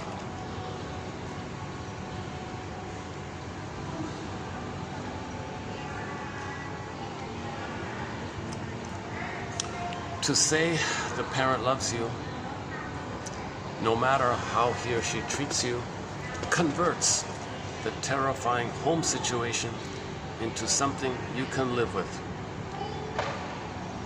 But why would adults, once out of their parents' fearful home, continue to label emotionally abusive behavior loving and seek the emotional abuse in current partners? Well, mentally, they haven't left their parents' home. The early family situation lives on in their mind. It is an experience endlessly reenacted to keep their mind away from the stored fear. So what Iron John was for Robert Bly, Woodman's version for herself was leaving father's house. Is that right? Yeah, leaving father's house. She means the mother, but she transferred the problem. I think she transferred the problem onto the father. A lot of women do that, right? Anyways, leaving that home that's in your mind, the childhood home. You never erase the memory, but you can leave it, so to speak. And your life force can be for the present instead of for the past. The question is, where's your life force? Where's your energy? Where's your arrows? Where's your spirit? Where's it going? Is it going into the old loop, the old tapes, the old script, or can it be freed up for the present? You know.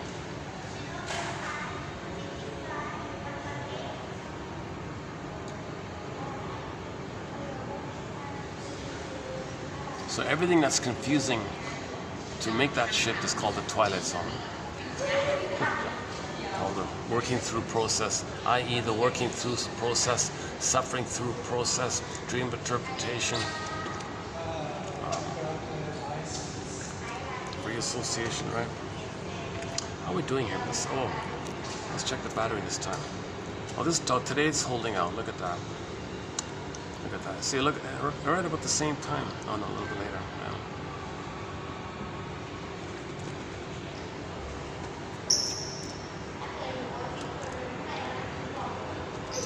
I'm not sure. I missed take one. I thought there was. I liked to take. In take one, I was alone in a room, so I kind of got more out. I got a little more. I spoke more quickly a little bit.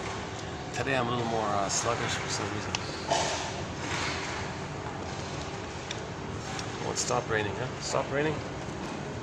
Oh yeah. Oh, that's good. Oh, it'll be cool when I go back out here. Oh, we could go up to the. Oh my God, yeah. Let's go up to the 6th floor here. A little bit. Let's close it up outstairs. Close it up outside. Let's close it up outside. Okay, let's just leave it here. So your mission, should you choose to accept it, is to read these 16 quotes, 15. Read these 15 quotes and pluck out one. I did it already. It was number 3 and number 9 for myself yesterday. So I did it already. How about you?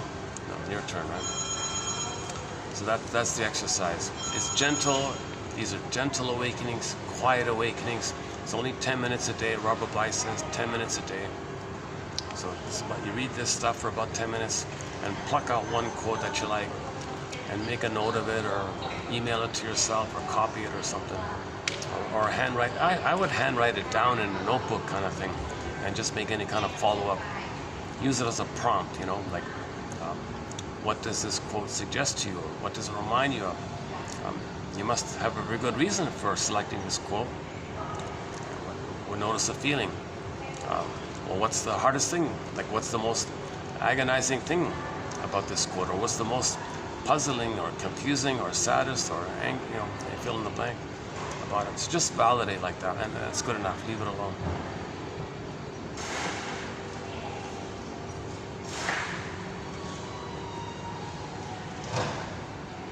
Oh yeah, let me leave here. Let the crew here have a break from me, I guess.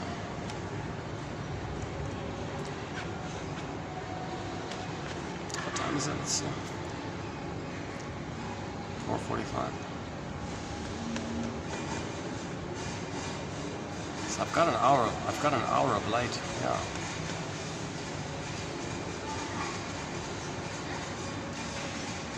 Yeah, let's take it upstairs. It'll be cooler. I'll give these guys a break here. Give me a minute to pack up here. 1 second.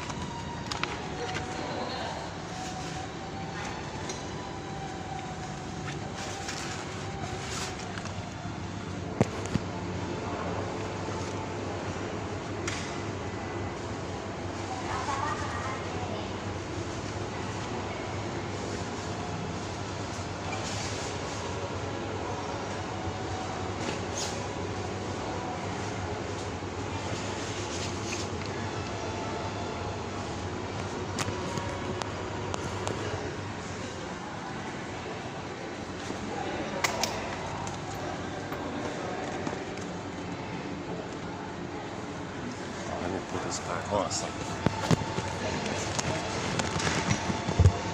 Yeah, okay.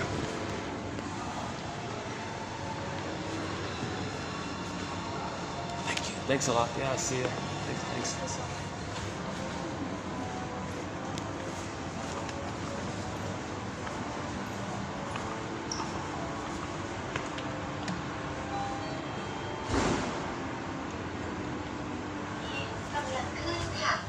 Going up ประตูลิฟต์กำลังปิดค่ะ Door closing.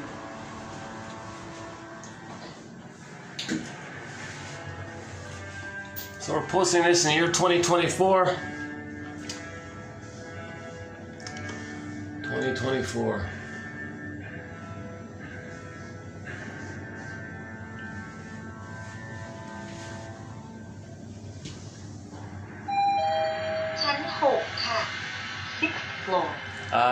Type in September 2024. A song called Late November by Pavlov's Dog. It is a very good live rendition he did in Greece, Athens. In Athens, Greece, September 2024. Look up Late November, the live one. Even though the recording quality isn't great, it's one of the clearest, crispiest, cleanest live renditions of the song. They've got a new band, a new backup band. It's very good.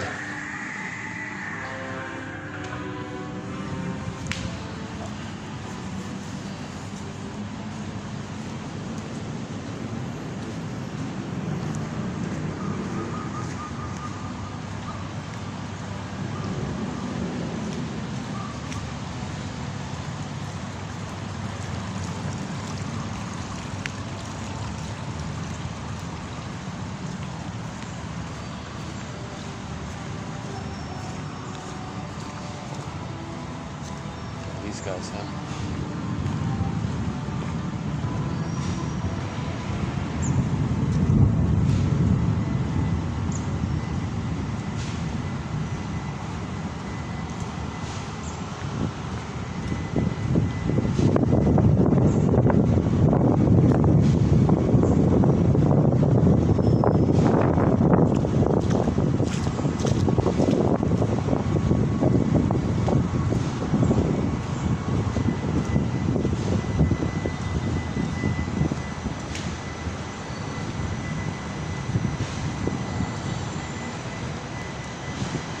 There's a little drizzle, gotta be careful here.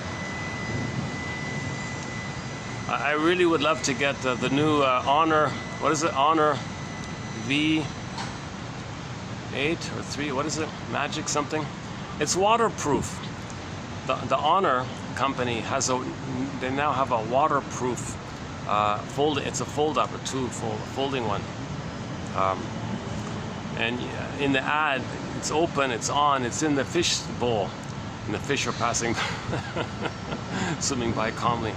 Then I have to worry about water. Let's get water in here. I might lose the phone here.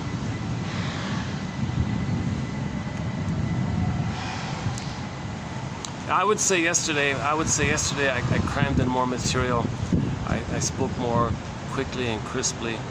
And the beginning was slow, but it really picked up in the second half. Unfortunately, that whole video is lost. It was like almost 4 hours, that video.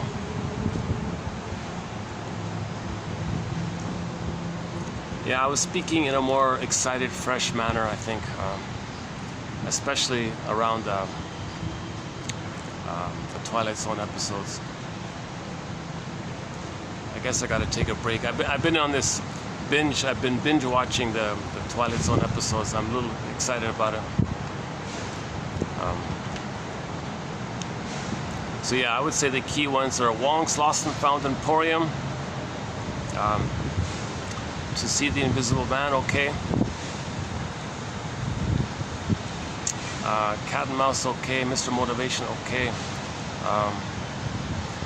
Today's one about one life furnished by abuse. Furnished by abuse, was it? Furnished by pain or something. One life, comma, furnished by pain or something. That closing narration, that's a great quote. The episode is miserable. It's 20 minutes of a guy angry all the time. It's boring. Annoying and boring. But the concluding message,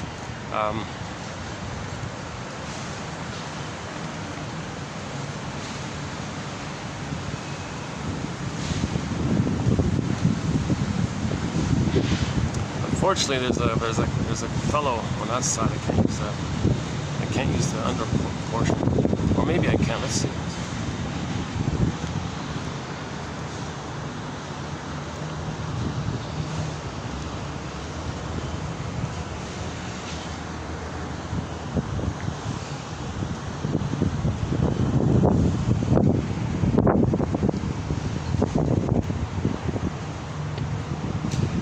hang on. Why don't I just stay? Well, that should be okay. Oh, there's a little ledge here. Okay, we'll close it up here. Okay, okay. Yeah, okay, good.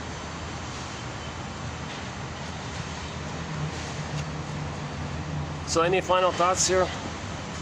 Any final thoughts here? Yeah, the Memphis one comes to mind again. The one about Memphis, yeah. I mean, the episode is simply entitled Memphis. About the mentor and the mentor and the kid. And the kid ends up growing up saving the mentor, put it that way. But it was all meant to be a metaphor that the key to your future lies in your past. So address the past, look at your past, similar to the one life furnished in pain or something. What was it called again? One life furnished in, forgot already. Hold on a sec. What was it called again? One life furnished in.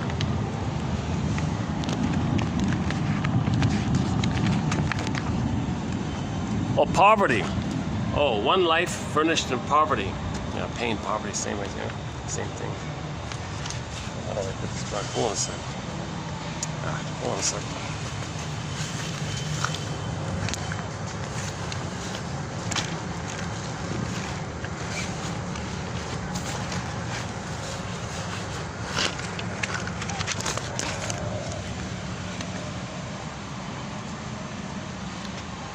The same kind of message.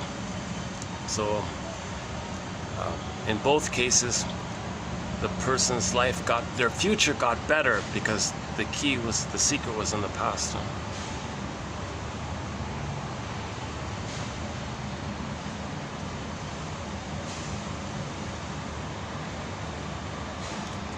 I find a little personal kind of relief with that whitewashing quote. That if you're being dysfunctional, okay, you're whitewashing the harm your parents did to you. No, it didn't happen. No, it's not true. They still love me or whatever. You're whitewashing the lie. Like, it's a huge lie like that.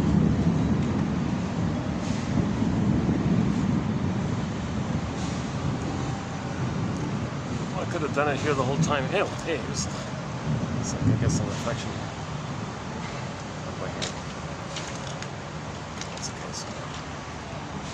There's just one guy at the pool there.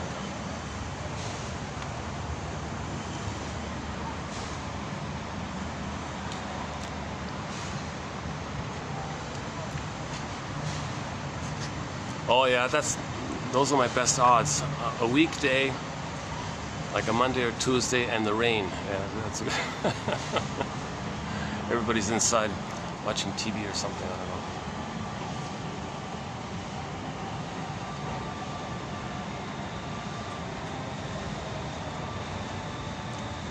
Well, Judd for the defense. We got a lot of good. So we have a thread on psychologically minded film and TV show quotes. Judd for the defense.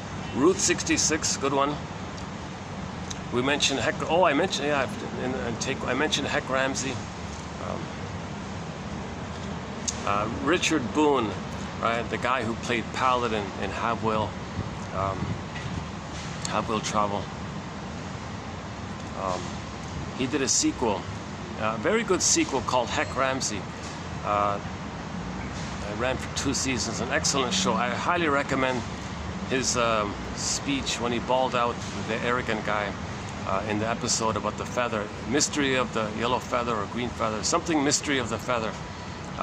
There's a key scene in there where Heck Ramsey, played by Richard Boone, bawls out this really narcissistic, cold-hearted, arrogant little, thinks he's a little god, thinks he's supreme and perfect and all this stuff. You might think he's an okay guy and all that, but in that scene, his true colors kind of came out. His ignorance, his prejudice, his ignorance, and all that stuff.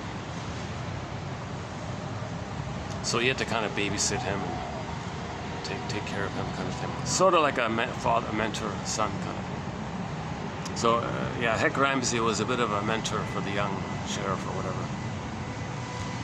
But we have a very good quote from that show as well, where Heck Ramsey was in love with a girl once, but he's older, he's in his 70s or something. So he said to the lady, gee, I don't know, are you gonna transfer your mother onto me and fight with me thinking I'm your mother, or what's going on here? She said, oh no, don't worry. The past is to be remembered, not lived as the present. That's the shortest, crispiest, most succinct line about repetition compulsion I think there is. We posted it as TQ 1001. So that honorable spot was given there. The past is to be remembered, not lived as the present. So you make that distinction. So the time element, back to Twilight Zone, the time element. That episode called The Time Element was meant to be Rod Sterling's opening pilot for the Twilight Zone. They rejected it, and a thing called Westinghouse Desilu, a playhouse theater thing, accepted it in their show, season 1, episode 6, I think, called The Time Element. And it was so popular, then they opened up Twilight Zone, I think, from that. So Lucille Ball's husband saved it, put it that way. It's about dreams. It's about dreams. When you, in the healing process, you want to address this time element. See, in trauma, there's no time going on, right? Yes, your false self, ego knows there's time, but emotionally, you're in this little narcissistic, timeless kind of thing with pathological nostalgia.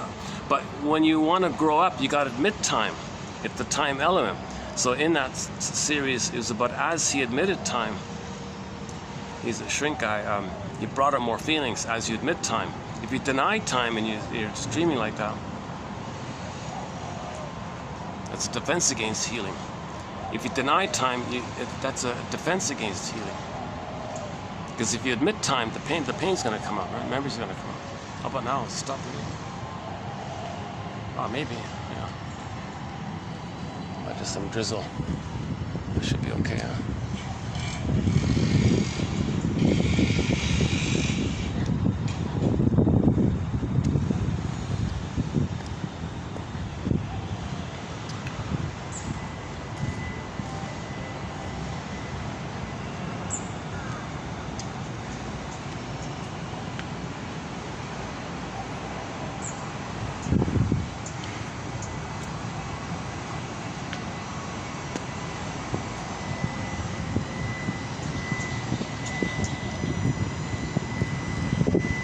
One of the sky trains has no ad on it. I have a fantasy. It says, find your real self. Lost and Found Emporium. No. Find your real self. Patreon.com/narrativemedicine. You don't have to be like a monthly membership. It's fine. Yeah, okay. But if you join, you'll get the PDF file. It's a massive file. It's an excellent resource. It's a lifelong resource, I think, and it's cyclical. You visit it, put it aside, let it incubate. A year later, you might see the same quote again, or 10 years later, you might see the same quote again.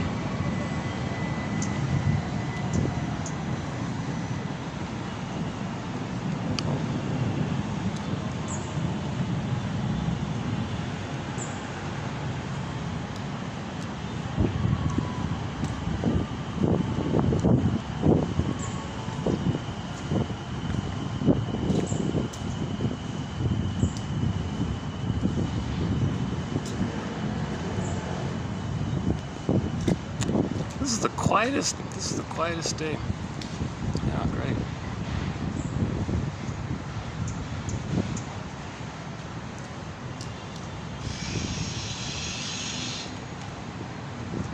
So a sign of trauma is anything related to jungle slogans, oppositional thinking, adversarial thinking, either or thinking. The splitting is still there. Okay. Cynicism, sarcasm, of course, bullying and narcissism and egoism. Lower functioning BPD. That's all still whitewashing. To not let you know, you want to whitewash that your mother hurt you. Whitewash. I repeat, I'm negative. She didn't hurt me. No. I'm imitating her because she loved me. I'm her. I mix up pain and love. She didn't hurt me. She loved me. I'll be negative the way she was negative. That's a counterphobia. I don't want to face that fear, so I imitate her. Today's poem by Miss Golem. Oh, yeah, there's the... Well, last time I was here, I think this is a plump bird on the table there, the upside down table. I think he's called a spotted dove, but I'm still not sure what they're called. It's sort of the main common city bird, this spotted dove, and nothing. He doesn't look special on the surface, but when he flies, he's got this vibrant black and white feathers underneath. I mean, the color of his feathers from the underside is black and white, but when he's walking on the ground. Well, yeah, we talked about another thing about the key thing about the Maiden King story was number one, the issue of the pin, right? So in trauma, so the story is Ivan has a pin in his collar. That means he's flat. It's called, he doesn't feel his emotional body. He's in his head all the time. That's the trauma, right?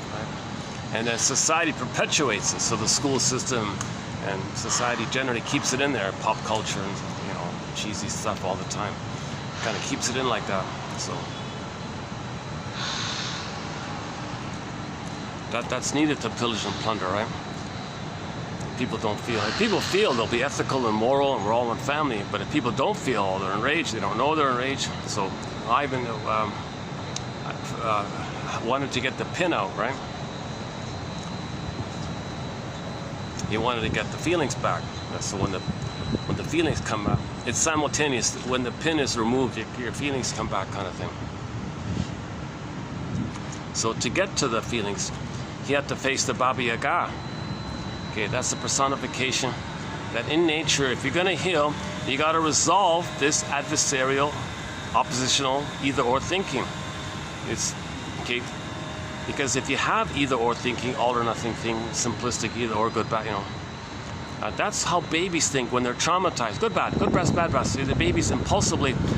See, when the baby's feeding, let's say, breastfeeding for the baby is a question of heaven, click, or hell. He can't do middle. He can't do, oh, it's not so bad. Oh, a little okay. Yesterday was better. Today it's okay. He can't do anything. He can't do confusion. He can't do ambivalence. He needs Garden of Eden, Paradise, Shambhala, Shangri-La, Nirvana. He needs heaven, right? Baby isn't a blissful feeling, blissful oceanic feeling, oceanic ecstasy. He's in this blissful kind of place. He needs that for the first 4 to 5 months following birth. He needs an extended paradise. If the mother's attuned and the feeding's going well and she's holding the baby properly, she understands the baby's signals and she's present for the baby, accepts the baby, recognizes the baby, soothes the baby, okay, and she picks up the signals and understands, okay, the connection's there, the rhythm of safety is there, okay, so he's got his heaven, he's got his paradise, and then at 4 to 5 months, okay, he hatches out of the paradise gradually. But in the meantime, from birth to 4 to 5 months, it's got to be that or it's hell. You can't do something in the middle. So if the mother slips up or something, he's in hell. It's heaven or hell for the baby. It's an either or thing. And it's all about survival for him. If the mother misses it, he thinks he's a goner, he thinks there's a monster there, he's enraged and all this stuff. Great battle like that, my goodness. So if it's set in like that, and it's not resolved, by the age of 3 or whatever, and it's set in like that, okay, well, do you recognize it? Do you recognize it's babyhood trauma that you want to get out of it? Well, show your willingness to get out of it by addressing this basic thing. Every story, every coin has 2 sides. Okay, you got to look for the third side of the coin. The third side of the coin holds or welds. In Route 66, they say it welds, it melds, welds, like welding, like welders. welding. It welds. It holds together. It holds together the two sides. The third side of the coin holds the other two sides. You got to look for that third side. It's not either or. It's something that holds both and. It's something three-dimensional. It's vertical. It's broader, deeper, feelingful. It's with context and understanding that everything's love or a cry for love. But when people cry for love, they may do it by finding proxies to do their crying for them, and then telling you what had happened to them by being a mimic of the mother. So it's a more broader and deeper kind of thing. So Ivan met the Baba Yaga, right? So she's the personification, or she's the guardian of this issue. Oh, you want to heal, do you? Mr. Ivan, you want to heal, do you? Well, you got to pass this basic test here. Okay, so she wanted to test his understanding in this paradoxical thing. So she gave him a very simple test. Do you want to heal out of free will or out of by compulsion? Are you here trying to heal? Is it just like your conscious choice, or is it some kind of compulsion on your end? What is it? Give me what's your answer here? So anything fake, anything insincere, she gulps you up. Doesn't work. So she rejects any insincerity. So to get past the Baba Yaga, let's say, you have to demonstrate some. One answer was, I'm looking for something and I don't know what it is.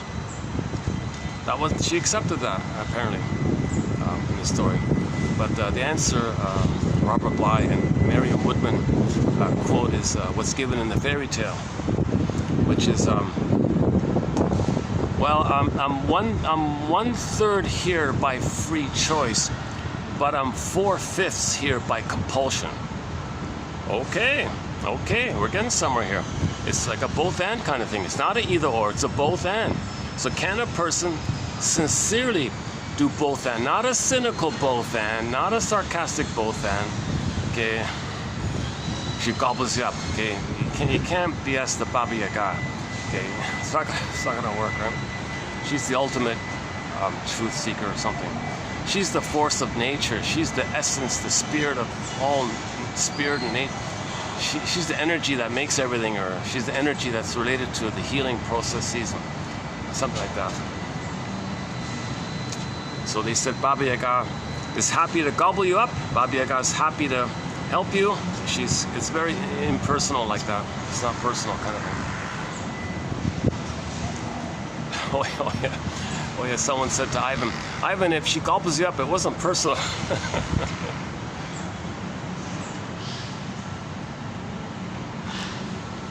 Okay, so then now you're getting somewhere when you face oppositional thinking. And then the next sort of part of it was the idea of that. Okay, psychoanalysis looks for an egg in a basket that's missing. We're looking for the firebird. The firebird, it's in the egg. Okay, this new potential firing up to you like that. This new life coming up to you like that. But where's the egg? Well, in the poet, it's in a basket. In the famous fairy tale Maiden King, okay, the egg is inside a duck, and the duck is inside the rabbit, and the rabbit is inside some box, and the box is under the roots of an oak tree somewhere. So I don't know the full thing at this point yet. I'll get there in the future. But basically, if you find the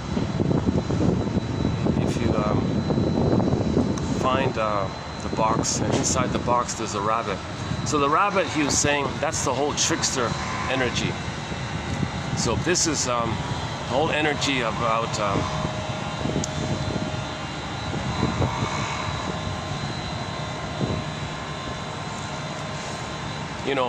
recognizing duplicity analysis, recognizing how we deceive ourselves with self-deception. That's all trickstery kind of stuff. Now, inside, when you do that, layered in invisibly inside the rabbit, like invisible inside, there's the duck. So the energy, the duck energy inside the trickster rabbit energy is the duck energy, but the duck energy, the symbol is ducks can swim in the water, walk on the land, and fly in the air. So that's now you're in all worlds, unconscious, present, you know, spirit, soul, body, you're all over the place with the duck. So if you can get that energy like that, called vertical thinking, he calls it. Okay, three-dimensional thinking, vertical thinking, up, down, up. Okay, and then if you do that, then inside that, there's the egg. Now when you, and then when you get to the egg place, and I think she had to eat the egg, and then the firebird come rushing up or something like that. The feelings came, the new potential like that. Woodman's jargon is conscious femininity. So, okay, maiden, king. The maiden is the femininity, and the conscious is the king part. Like you're aware, you're conscious. That's the king. So your ego, your conscious ego is the king. Okay, that comes up. That's one with the feminine. That serves the feminine. That serves the feminine. So your doing serves your feeling. If you don't have your feeling, your doing is all whacked. And very disturbed, it's all whacked. You got to get back your feeling, then your doing will be normal. Woodman says the wounded feminine leads to the distorted masculine. Kristen Wilson puts it by saying, if you're not in your body, you're not making sense, literally. And then it's disembodied discourses that cause all these problems and chaotic nonsense out there. It's infantilism nonsense. Screaming for the mother, acting like the mother, rage to the mother, revenge at the mother. And it's like this, right? False beliefs that you're never good enough, you're always guilty, false, or the flipped one, the false belief that you're special to God and all this stuff. It's neither, right? So in Inside Out 2, those two false selves were replaced for a new authentic self that was broader and deeper. And then Riley calmed down, she was mature. The coach saw it, said we want her on the team, give her a scholarship, made new friends, she was happy. A new boy, I think she had a boyfriend now or something. So her life was cooking.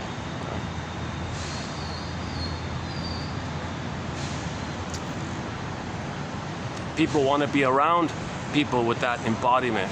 Bly says, if somebody has that embodiment, when they walk into a room, you feel the energy, like everyone calms down, everyone feels better, like that. It's a different kind of energy when they walk into a room. Versus when the child walks into the room, everyone dumps on them so they feel better by scapegoating them. Okay, that's a different perverse pleasure. Or the bully, the freezing someone with the aggressive parent side, like a bully side or narcissist walks in, and they want to bask. And vicariously, that's a proxy for them, so they feel important. And the narcissistic part's a different kind of energy. It's all tense, pain, tense, whatever. But when the person with the beingness walks into the room, there's a natural calming, a warm calming that takes place, he said. He gave the name of somebody, I forgot it right now. I meant to look it up, who that was. Somebody said, give me an example. And he named somebody. Let's see if I can dig that up. That was on the audio, right? That was on the audio tape. Maybe the workshop. Maybe it's the one about the workshop. Maiden King Workshop, Bly and Woodman. I think it's that one of those. But there are a couple of them around.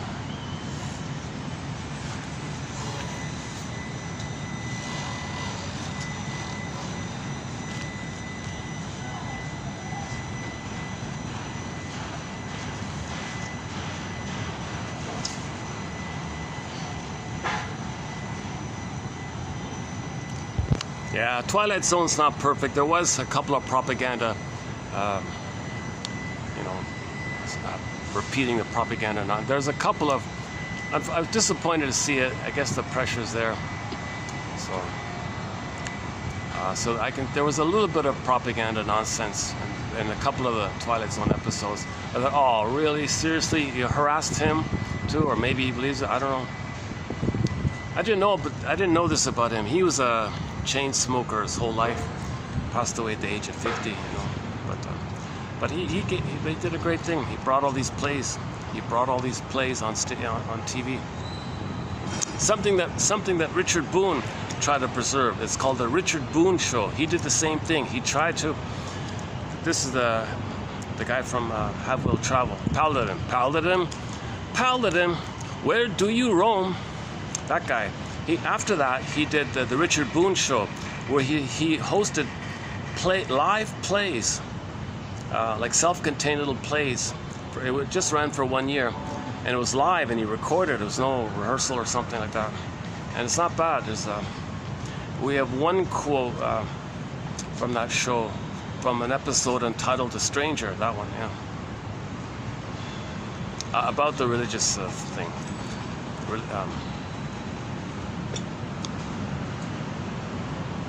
Making people aware about the psychological underpinnings behind religion, something like that.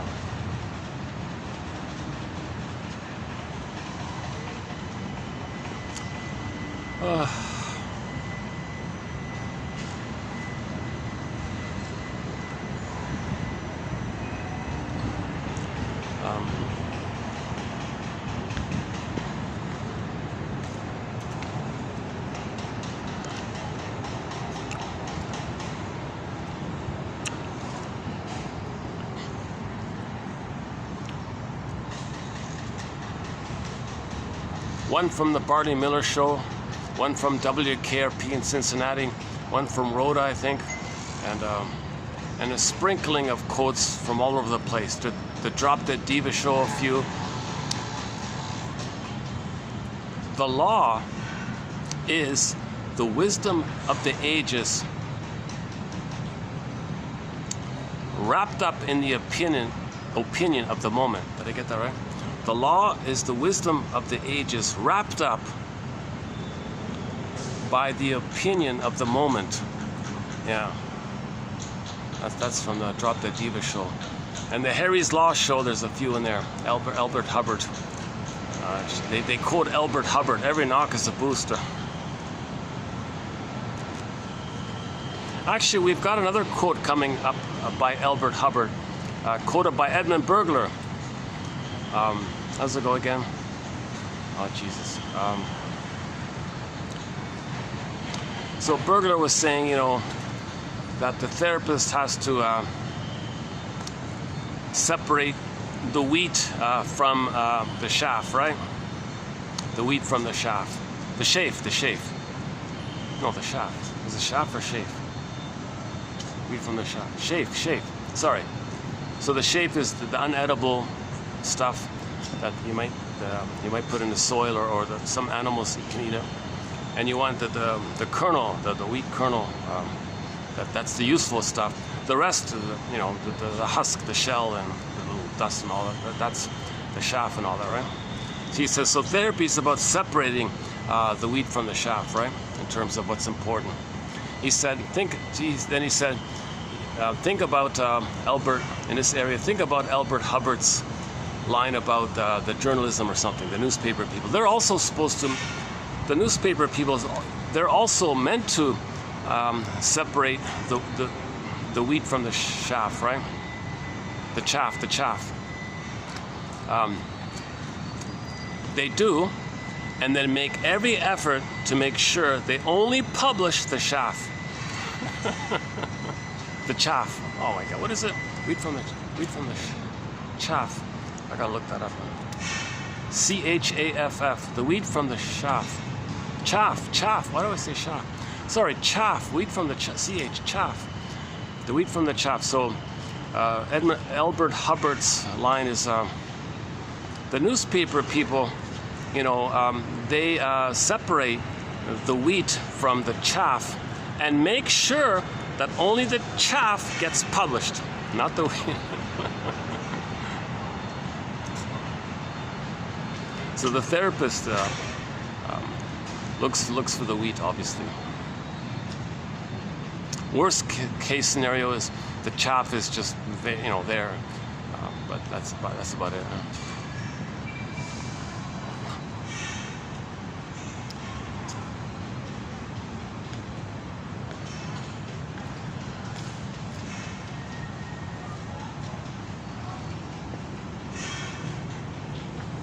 let's just stay here. Yeah.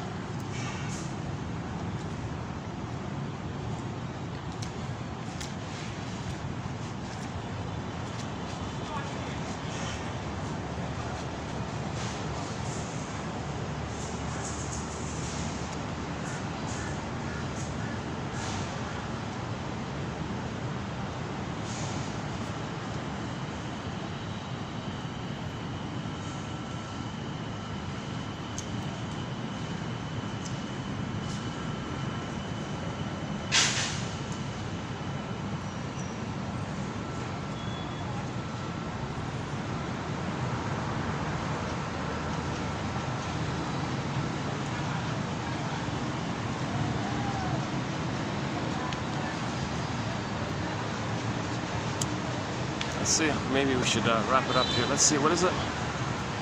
5:22, battery's holding up. Yeah, this is about the exact length of part of take one, the missing forever take one.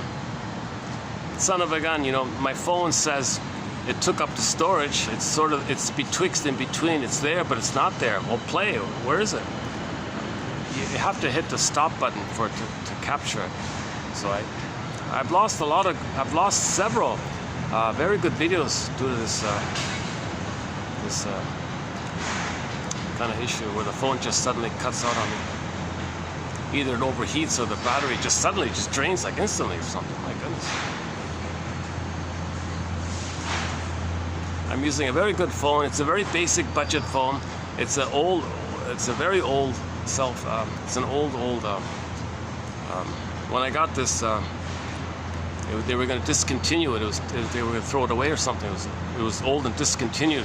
So I got one. People, oh, if it works, I'll take it. You know, it's a very basic budget one, but it's still working. All these years later. Yeah. Okay. So we've been posting 10,000 quotes. Okay. So 4 years here, over 3 continents. 3 continents. 4 years. 10,000 of some of the best, clearest, most helpful, insightful, healing kind of perspectives, I think, that are out there. And these quotes are getting harder and harder to find. It should be getting easier. It's the opposite. Okay, somebody's going around pulling down psychoanalysis books. It's being withdrawn. It's being removed. Entire digital libraries are being under attack, and all this. Somebody's really attacking this. If people don't have self-awareness, they'll lack outer awareness as a reflection of their lack of self-awareness, inner awareness. As above, so below. So people don't know their inner state, they won't understand the outer state, outer conditions, you know. So that's a symptom of the trauma, that we're still in pillage mode. This takes place because babies are being removed from their mother. The cord is being removed. That does it right there. Okay, the most important flower. We have 2 important flowers. No, definitely, hands down, the number 1 most important flower. Okay, we have here is the lotus flower. Okay, the beautiful lotus flower on the water. The lotus flower, the stem and the pod in the water. Keep that image very clear. In the birthing time, you want to keep the whole system. Baby, cord, placenta, okay, flower, stem, pod, baby, cord. Superimpose those 2 images to blend it in, make it clear. In other words, it's lotus birth. You want to leave the cord, leave the placenta. What's the big deal? Give the baby some time to make the transition. The cord is still pulsating with blood and oxygen, nutrients. Indigenous people regard the placenta as sort of the baby's spiritual power source or power connection, like that. Why are you robbing the baby? And he had a hard time in the birthing, and you remove his support system, and you take away the hormones, and you separate him from. Okay, that's trauma. That's birth trauma. He freezes up his soul, exiles his soul, and the pin goes in the collar right at birth. I think, yeah, let's experiment with that idea. Right at the moment of birth, a lot of babies have the pin in the collar. I mean, they're going to feel flat underneath. So the spirit leaves the body. kind of thing. I mean, it's disembodiment. They call it disembodiment.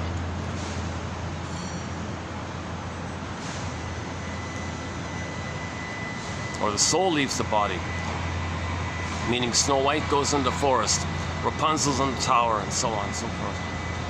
The Maiden King flies away. The Maiden King is this golden princess, or princess with all this gold around, and then she morphs into a swan and flies away. That's a sign of more severe trauma if the soul is like hidden like that. One fairy tale is entitled, "Go I know not whither, and bring back I know not what." You gotta go to the 3rd times 10 to the power of 7 minus over this place, up a tunnel, down a cavern, across the 11.73 ocean. So go I know not whither, and bring back I know not what.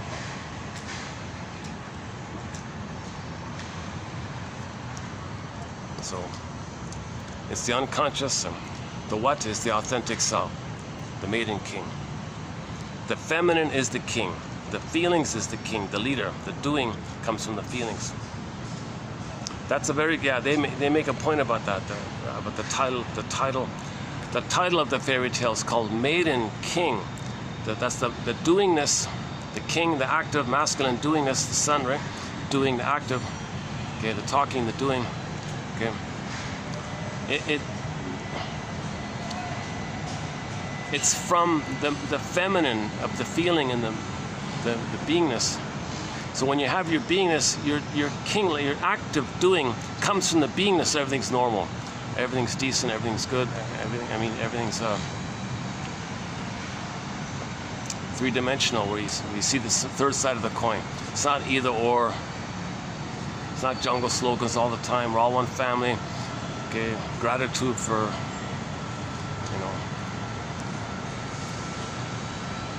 the odds of any person being here is 1 in 400 trillion. Took us billions of years for all this. A little gratitude. We're all one family. One famous scientist said, treat the earth at least as well as you treat yourself.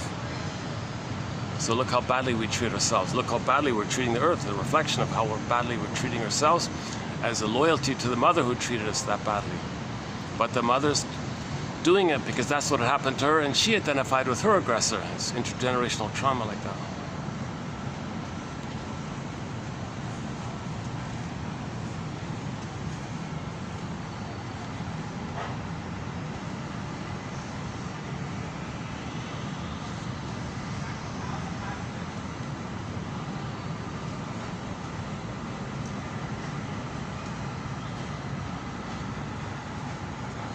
Oh, there's a nice tree right here.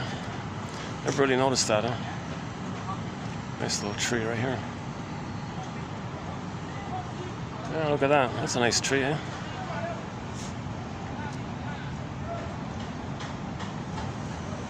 Let me get it in.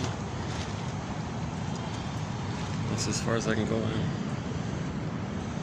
Oh, that's me. There's the crane. All right. In between the eyeglasses and the crane lays a nice tree there.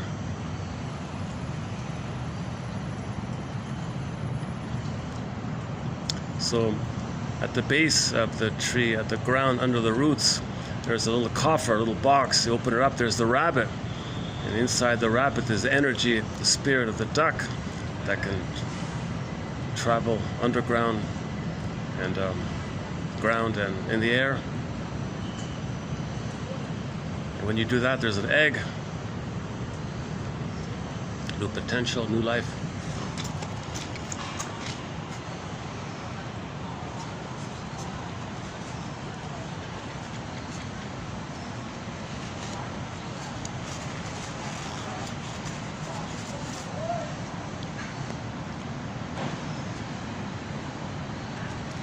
What else? Any final thought? I got like 5 minutes left of lighting it. Let's see. Oh no, hang on. 5:30. There's still a few more minutes, yeah. I'd like to end up on an upbeat note to make me feel that this video is maybe a little better than yesterday's. It's comparable. It's ballpark. They're very different. I feel very different. In yesterday's video, I felt a little more humble and refreshed, although I made a lot of speaking mistakes. Here, I think I spoke a little better in terms of clarity, but I missed a lot of the material and enthusiasm, so I'm not sure. No, take one was okay. Yeah, take one was good. Maybe take one was the better one. Yeah, I missed take one. I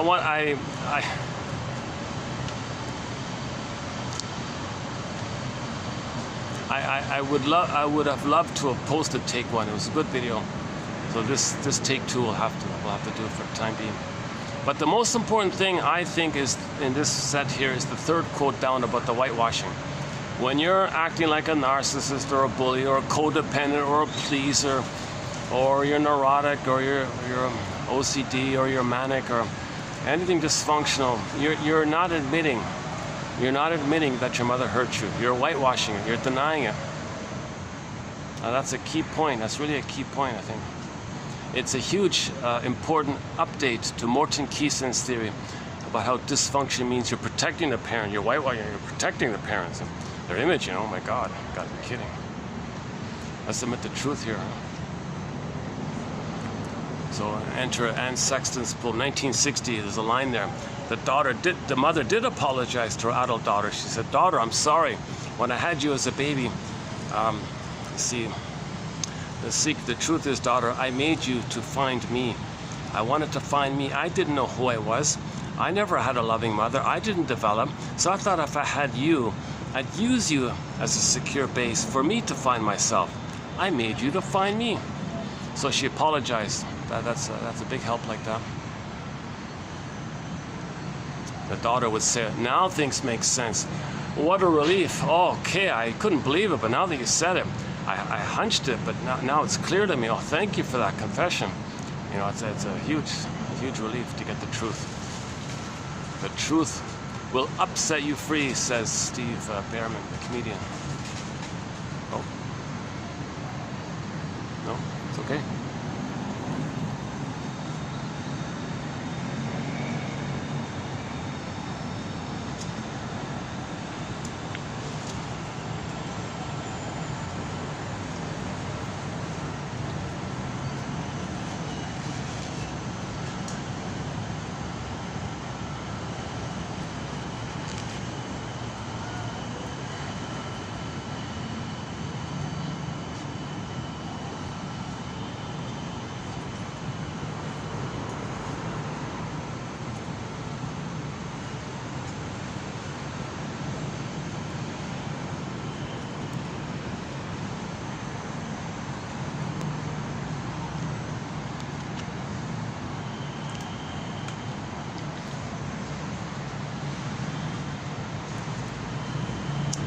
Why don't we close up with Deli Rizdik's cover of Carry On Wayward Son.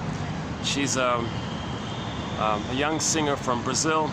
She does cover songs. She does my favorite cover of Carry On Wayward Son is the one done by her. Just her with a basic guitar on her camera like that.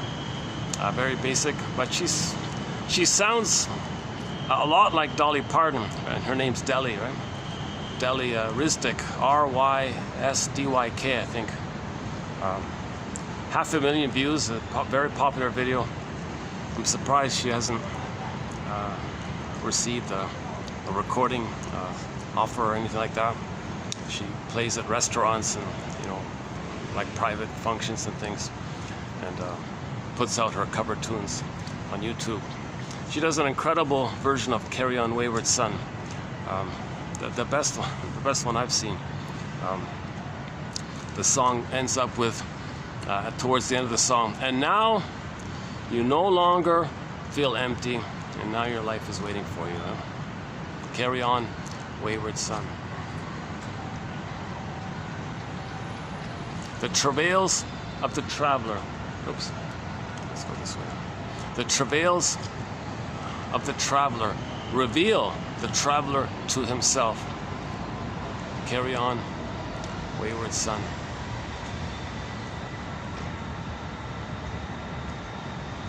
Another song we can close up with is Wonderland. Not wander, wonder with the O. Wonder.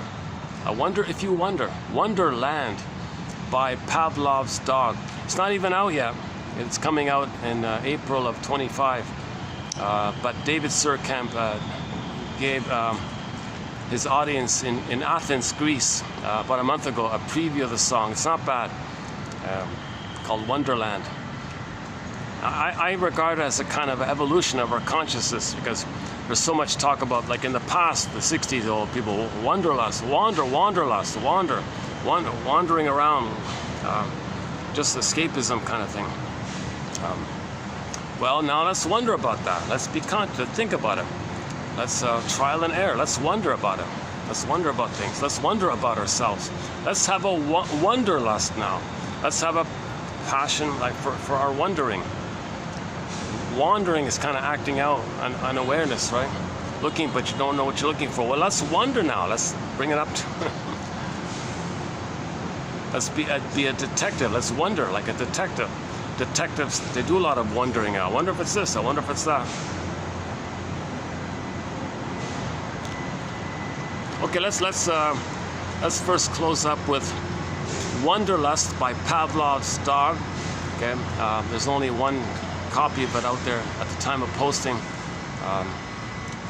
but by the time anyone sees this, there'll be a CD. And let's wrap it up with Deli Rizdik's Carry On, My Wayward Son. We'll be posting more quotes on all of our various topics. We have 62 topics on the go. Oh yeah, we got a quote about ennui coming up. In one of the Twilight Zone episodes, some billionaire guy who owns everything is still not happy. He says, "Ennui fills my days and nights." So he thought his greed would make him happy, right? He thought if he possessed everything, owned everything, controlled everything, he'd be happy. He was miserable, and his line was, "Ennui fills my day and life, my day and night." Anxiety, so ennui is a top. So each of the emotions you see in Inside Out, to each one is a thread on its own, basically.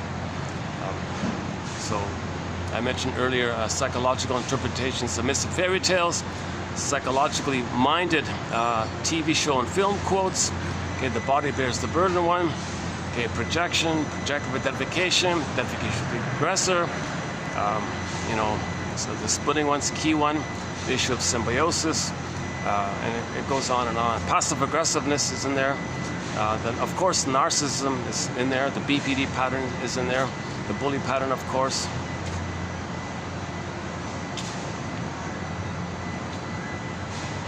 So we'll continue to add quotes to our various threads.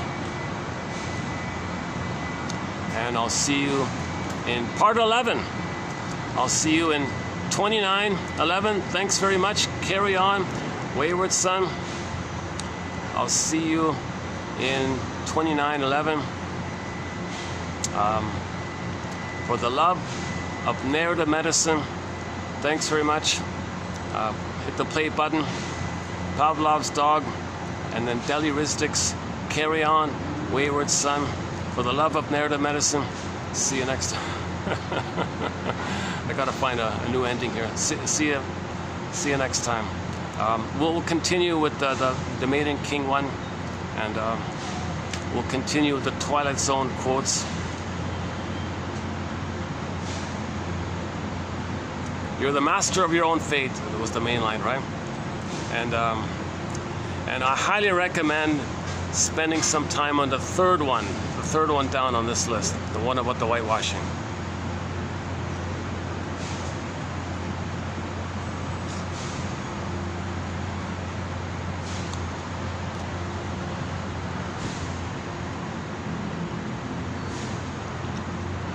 Why don't we close up with this tree, this nice tree image here again.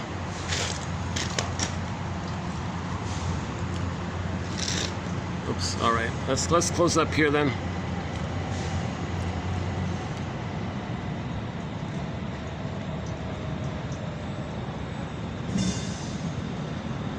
The best we can get, yeah. All right. Well, okay, close enough. Well, all right. Thanks very much. We'll post some more images of trees and flowers in upcoming videos for the love of narrative medicine.